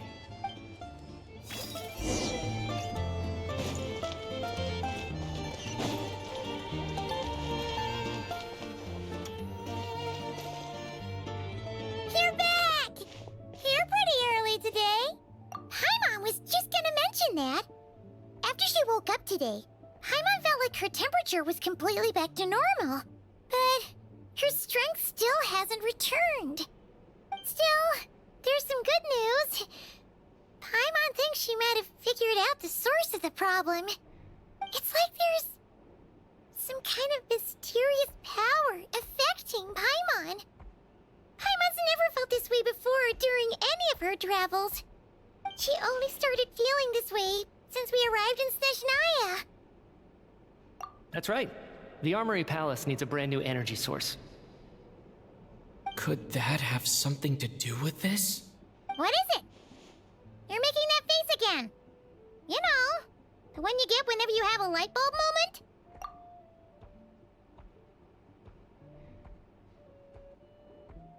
So, they're trying to develop a new energy source here? And you think that might be why Paimon's feeling unwell? Well, Mitya denied that the energy they're researching has any side effects. Although, he did say that people working on the project have been having issues with their concentration and short-term memory. But even so, those are completely different symptoms from Paimon's. It's pretty faint, so it's kind of hard to tell. But if anything, it seems like it's coming from roughly the same direction as the Armory Palace. Sure, Paimon's with you there. But how, though? The Rokat only has a limited amount of intel. Oh, great point! They argue about Project Stuja every day. If we could sit in on one of their sessions, we might pick up some new leads. Good idea! Oh yeah, while you were out, Paimon tried all the yummiest looking desserts in the Potvoria restaurant. This one seemed right up your alley. So, Paimon saved some for you. Come try it once you finish writing your letter.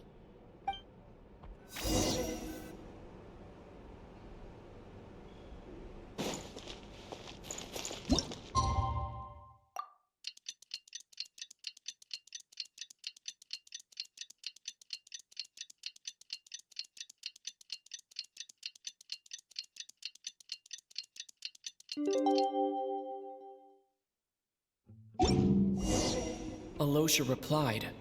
He says that we won't be able to speak at the Vetcha, but he can arrange for us to attend as visitors. Time to get ready. Then head to the Snezhnegrad Vetcha.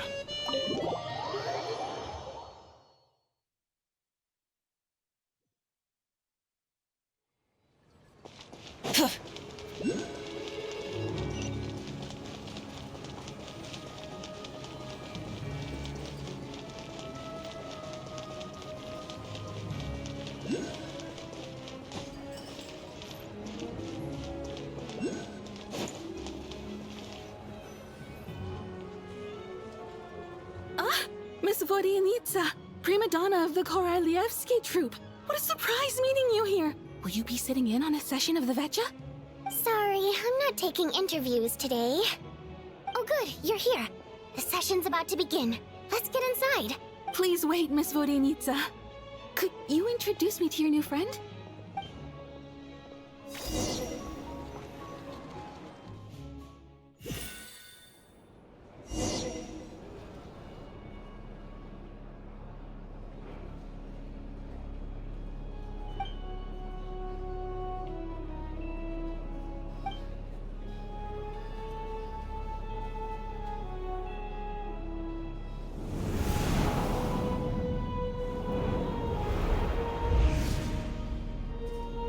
In summary, the energy management commitments made for the outgoing period have been delivered upon. Furthermore, both the production and consumption of Kresnik Crystal show clear signs of stabilizing. The relevant agencies have assessed the present circumstances and determined that the status quo can be sustained until the next period. For detailed statistics, I would refer you to the industry reports that have been distributed to all persons present. It should also be noted that while the recent blizzards have led to a significant increase in people's energy expenses, this is strictly a short-term phenomenon associated with a remotely located monster. Her Majesty the Tsaritsa is giving her full attention to this matter. We should have every confidence that it will be dealt with swiftly and conclusively. A financial report on disaster relief is also present in this report, courtesy of Pantalone. They cover the same old ground every single time. The rooster never seems to mind, but everyone else is getting tired of it. There's a general lack of trust. People aren't seeing any tangible benefits that affect them directly. Of course, none of that will be reflected in any of the reports on the table. Yeah, if it weren't for these hard copy documents, I could have at least made something up. Oh, don't mind me. I'm just out here trying to hit my interview quotas. Bring out the Kvass. Ever read it? Best-selling newspaper in town. If I remember correctly, you guys don't even have a sales permit. Okay then. Best-selling street stall newspaper in town. Still counts. Order! We will now open the floor to the representatives. If there are no further substantive issues to discuss, we will then proceed to a vote on this motion. Snezhnaya has a long tradition of treating members of the Fatui armed forces and their dependents favorably. But recent surveys shows that Fatui families in remote areas have access to 15% less crystal than the average civilian family in Snezhnograd. It's been said many times before, but it bears repeating now. There needs to be a clear and consistent rationale behind how crystal is allocated, or we will soon face immense public backlash. Perhaps you wouldn't need to keep repeating yourself if you would hear me out for once. I say again, true consistency exists only in principle. In the real world, fairness is relative. You appear to treat resource allocation as a simple function of production and population. So what about when the equipment used in production breaks down? Have you factored that into your equation? And do you even know how long it's been since Snezhnaya last conducted a census? If I knew the answers to questions like that, I'm sure I'd be a very wealthy man. And I doubt I'd be going by child. I'd like to bring the focus back to the specific issue I raised. Or do you wish to deny that favorable treatment for Fatui dependents is our long-standing policy? It's easy to be a critic when there's no accountability. That seems to be a running theme in the anti-Project Stuja cohort. Defeat the ringleader and all other problems will magically resolve themselves. That's what they seem to think. But in case you aren't aware, not one jot in my report would change whether Project Stuja continues or not. So you have no intention whatsoever of finding a solution to this problem? On the contrary, I'm the only one here who ever brings solutions. Child opened by speaking up for the armed forces. Regraders struck back with style and a war of words ensued.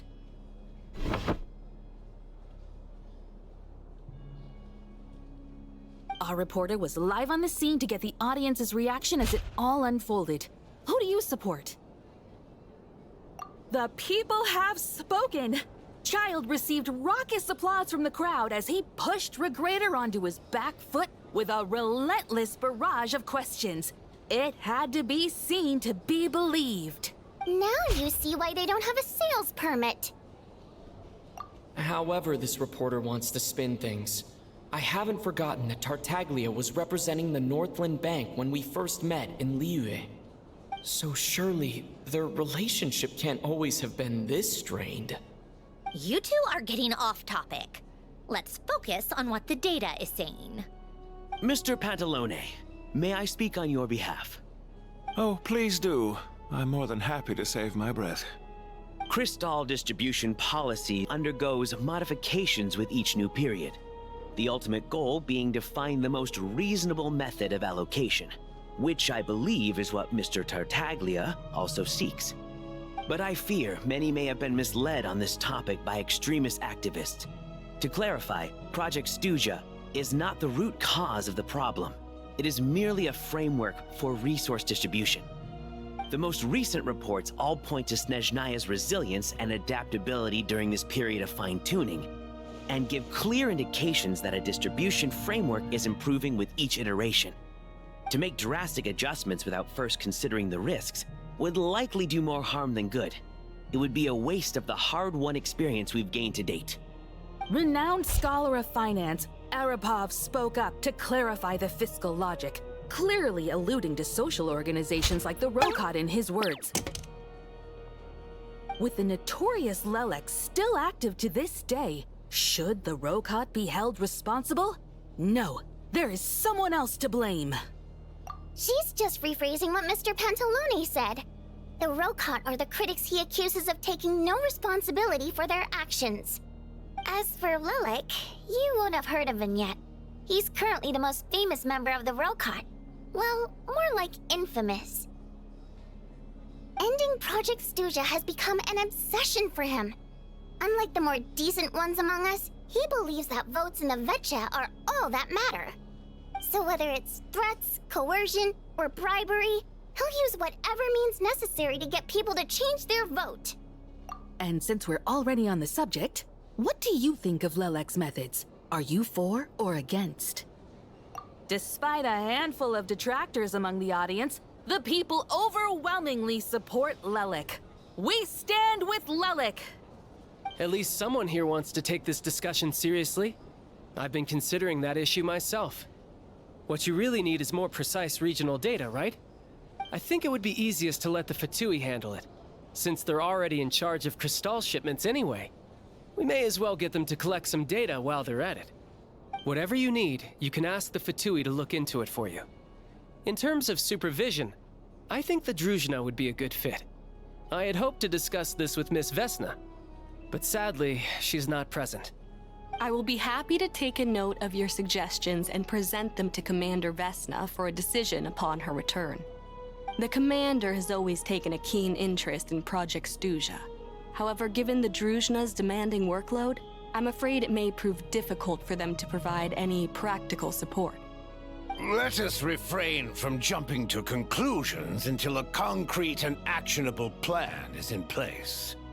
My apologies, Lord Rooster. There are numerous issues to address here, including manpower, time sensitivity, and reporting lines. Nevertheless, I support drafting a proposal. Follow the usual procedure, and it can be raised as a new motion for all parties to evaluate at the appropriate time. In that case, I'd like to share one thought before the proposal is drafted. The issue of time sensitivity was raised just now, which I presume relates to the official reports. In fact, the Energy Commission already collects regular statistics on each urban center and its surrounding area. Would these be of any use? That's a good idea.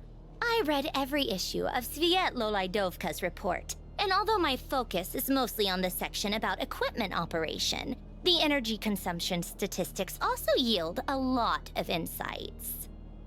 Be that as it may, does no one see an issue with using local data to determine crystal quotas?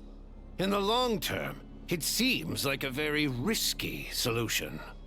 Not if they are used purely for reference. So long as we have the report from the Northland Bank's headquarters to corroborate it, no one will be able to fool me. Very well then. It appears that this arrangement is acceptable to all parties. Yeah, sounds good to me. The members reached a provisional consensus on the issue of improving treatment for Fatui soldiers.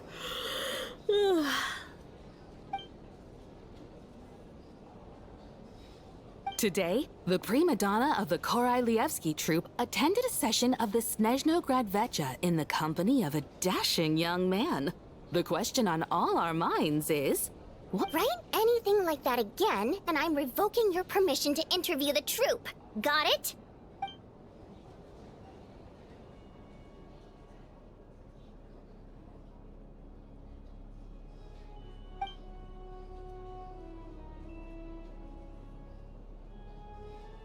Now then, if there are no further contributions from those present, we shall proceed to the final vote.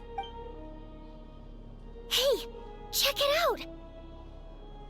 What made him vote against?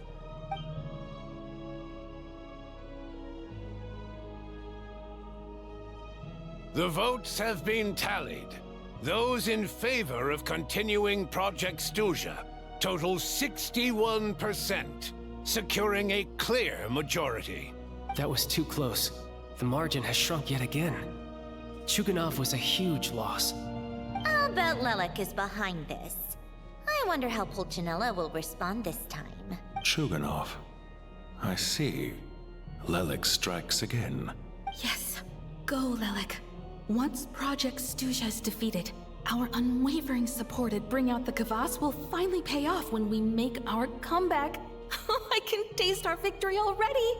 In accordance with the result of this vote, Project Stuja will remain in effect until the next Vecha period. Finally, may I remind us all, we debate only for the greater glory and solidarity of our nation. May the aurora shine ever on, and the tundra always stand firm. The session is concluded.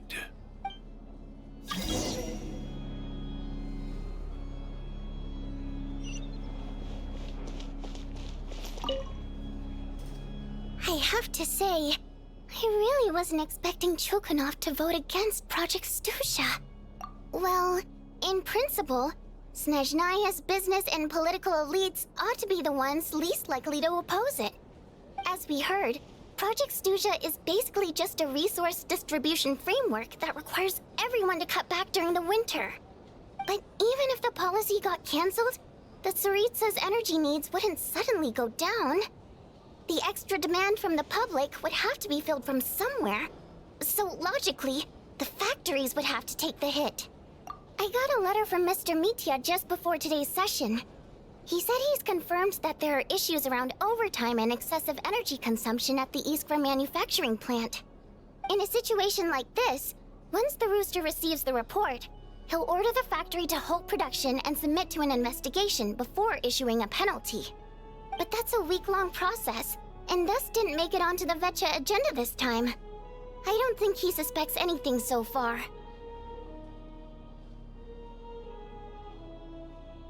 Exactly. And as you know, he's a very selfish person. I was originally gonna try and flip him after he received notice of the official sanctions. My plan was to convince him that the whole thing was completely unfair.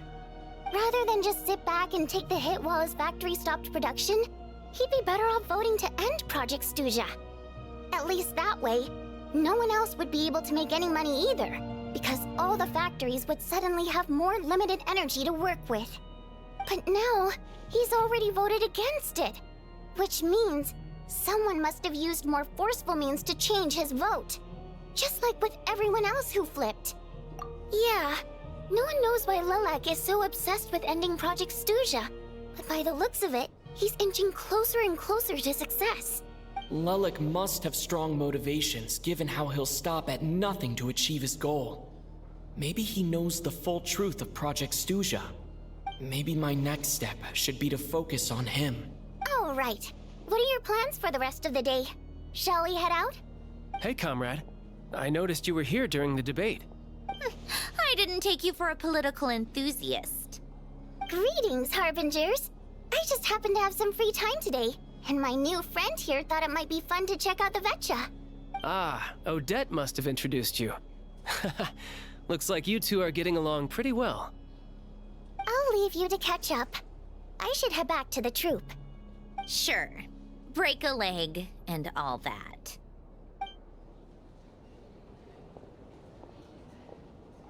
Thought it might be fun to check out the Vetcha, did you? Things are never that simple with you, Traveler. There's no way you're here for kicks and giggles. Tell me I'm wrong. Oh, yeah.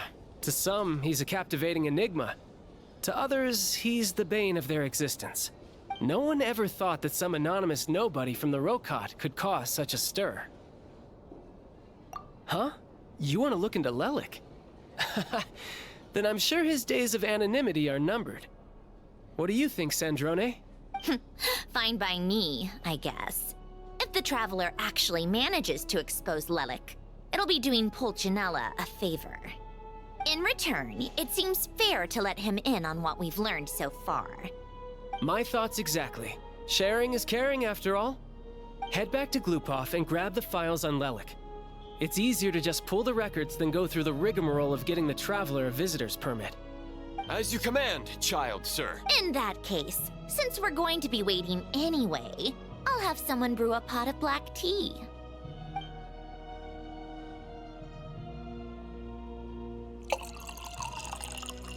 One common thread among the many incidents Lelik has been involved in is that the victims are all too scared to share any real information about him. Clearly, he must have threatened them in some way. His modus operandi is to silently infiltrate the scene and leave a threatening letter behind. But neither the letters nor the crime scenes ever yield any clues to his identity. So all these files have to offer are short statements by the people affected. They don't give us a lot to go on. If nothing else, it shows we're dealing with a trained professional who's versed in counter-surveillance. Yes, and to that point, he often strikes in highly secure locations. The victims are high-ranking and influential people who take their personal security very seriously. Somehow, Lelik slips right into their rooms without making a sound. There's never any eyewitnesses, nor the slightest trace of a break-in. If he can get in and out undetected, it means he can strike without warning. Not that that's ever happened so far, but the thought is enough to scare these people sleepless. It's hard to believe that a human being could pull this off flawlessly every time, so they switched the focus of the investigation to Faye. Unfortunately, no one's found anything yet. Careful, don't underestimate me. Although truth be told, I'd probably find it hard not to blow my cover. Direct confrontation is more my style. We haven't ruled out the possibility of Lelik being human. It's just, There can only be a handful of people in all of Teyvat who'd fit the profile. They, on the other hand, plenty would have the ability. But No, not as strong as me. You'll never find the culprit with criteria like that. Let's go with a little weaker than me. There's no denying that Master is strong, but meticulous. We can only hope. he's just trying to find a reference point. Stop getting fixated on who's stronger than who. But that's the most important thing. In my opinion, anyway.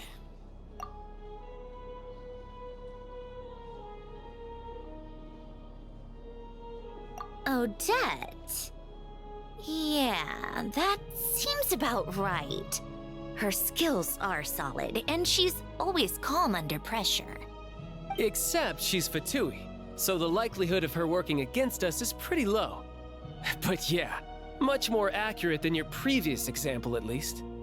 No, wait a moment. Maybe we should interrogate that assumption. What do you mean? Which assumption? Her Fatui identity doesn't necessarily exonerate her. And when you think about it, the Rokot would be precisely what she needs to conceal her identity. Plus, she wouldn't need to be such a pro at covering her tracks. She'd already know where the Fatui will be and when, so she could choose the perfect time to act. Oh, yikes. I was just thinking out loud. Why is this starting to sound like such a convincing theory? Still, what reason could Odette possibly have for trying to call off Project Stuja? Arlecchino would be the best person to ask. She knows Odette best. And Fort Rosaline used to open up to her in private about her struggles with Odette. As I'm sure you can imagine, Arlecchino is quite a lot better with children than Rosaline was. She gave her some tips on how to handle the situation, and Rosaline managed to reach a settlement with Odette before leaving. So I suppose there were at least no lifelong regrets left behind. Beyond that, I don't know the details about that side of things. But I do know that Odette definitely has a motive to hold a grudge against Project Stuja. The reason being, her father passed away during the early stages of the project. That was back before it had been named Project Stuja, when things were still being worked out. But in essence, it's remained the same ever since. Huh. The more you know. Rosaline was always so self-centered. I never understood why she started paying so much attention to Odette. Is that such a surprise? If you cast your mind back, you may remember that Rosaline and I weren't exactly close. We had tea together a few times, but that was about it. Odette's past is no secret. Her father was a Fatus and her mother was a very famous ballerina. On the surface, it looks like she followed right in her parents' footsteps. But the truth is quite a different story. After her father passed away on a mission, her mother was overcome with grief. She broke her leg during a performance and could never dance again. Odette was only interested in ballet at the time, but this tragedy left the family with both breadwinners gone. They could barely make ends meet. Per Capitano's policy, family members of Fatui who died in the line of duty had to be appropriately accommodated and provided with adequate assistance. So, regardless of how Rosaline may have felt about it, it fell to her to resolve the issue of Odette's family's livelihood. In the end, the solution they agreed upon was to have Odette join the Fatui. Right, because the alternative would have been a one-off compensation payment, I guess. In that sense, joining up was definitely the better option. Still, she must have had mixed feelings about it, right? If she doesn't even like the Fatui. It's just a theory, a possibility. But as a motive for Odette to become Lelik, it holds up. That said, I have no idea where Odette's head is at right now, or what her conflict with Rosaline was about. Plenty of people were on bad terms with Rosaline. I have no intention of trying to figure it all out. Yes, but there's not much point in discussing that now. Yeah, back to Lelik. Since our investigations so far have turned up next to nothing, we've got nothing to lose by trying a new angle. Funnily enough, Tonya and I had actually made plans to go to the theater tomorrow to watch Odette's rehearsal. Unfortunately, thanks to this Lelik situation, I'll be stuck working overtime again. Which means you can go in my place. No point wasting the ticket. Plus, you'll get to meet Tonya. Spirit Seeker. Quite the classic ballet. It was passed down through Odette's mother's family for generations, though it hasn't been performed in years.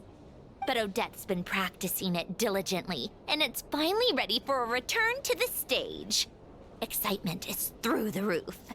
Tickets for the official performance sold out long ago. Tonya's excited for it too. She's desperate to see it no matter what. Personally, it's not really my kind of thing, but since she's my little sister, I had to figure something out. I've actually seen it several times before. The story's pretty straightforward. The lead character follows a trail of clues left behind by a spirit, gradually recovering her memories along the way. It's a tale of love and regret. So not exactly reinventing the wheel, at least by today's standards. But when that classic melody kicks in and the lead character begins to dance, it always gets me. It really is beautiful. Not an easy dance to do justice to, though. I know it's always been Odette's dream to perform this piece, but I'm not sure she's really ready. In that case, I think that even if she is Lelik, we should wait until her performance is over before we respond. I'll let you take it from here, comrade.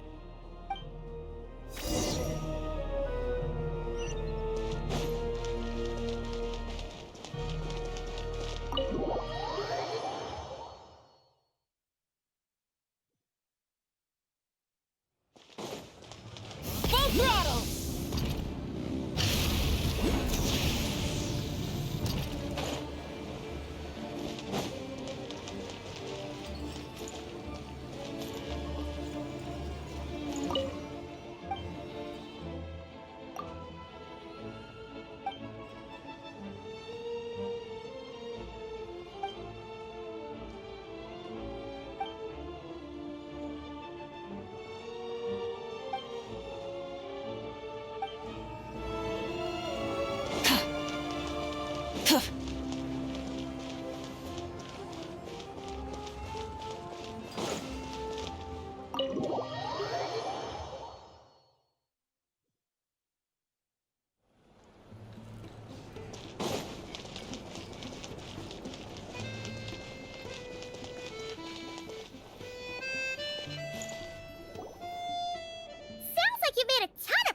Today. It's good that everything's going so smoothly. Next step is to head back to the theater and get a clear answer from Odette. Either way, Paimon doesn't get the sense that she's a bad person. Sure, she might have done some pretty extreme things, but Paimon bet she has her reasons. Maybe this is going too far, but like, with everything she's managed to do so far, wouldn't it make more sense in theory to be even more, you know, heavy-handed? Why leave a letter when she could, well, we know there are plenty of other ways to keep people in line, right? The point is, she could have gone further, but she didn't. So, if it is her, she's got some principles at least. Yeah! Well, all you can do is follow the facts wherever they lead. No change, really.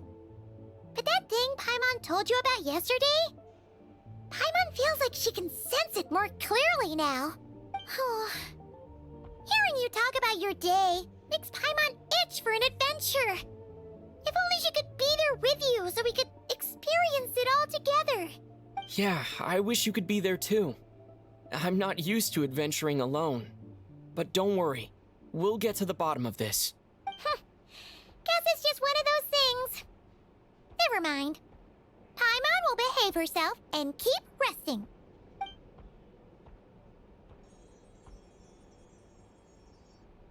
If Odette is Lelik, she may well have inside information on Project Stuja. Her father was involved with the project's early implementation and tragically died in the process. Now, she's dedicated herself to bringing it to an end. It's hard to imagine she could have gotten this far without knowing anything at all about the Tsaritsa's true intentions.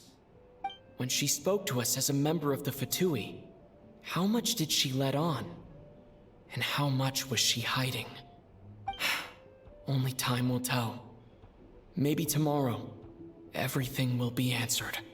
Hey look! It's snowing! Could be a tough day ahead. Make sure you wrap up warm tomorrow.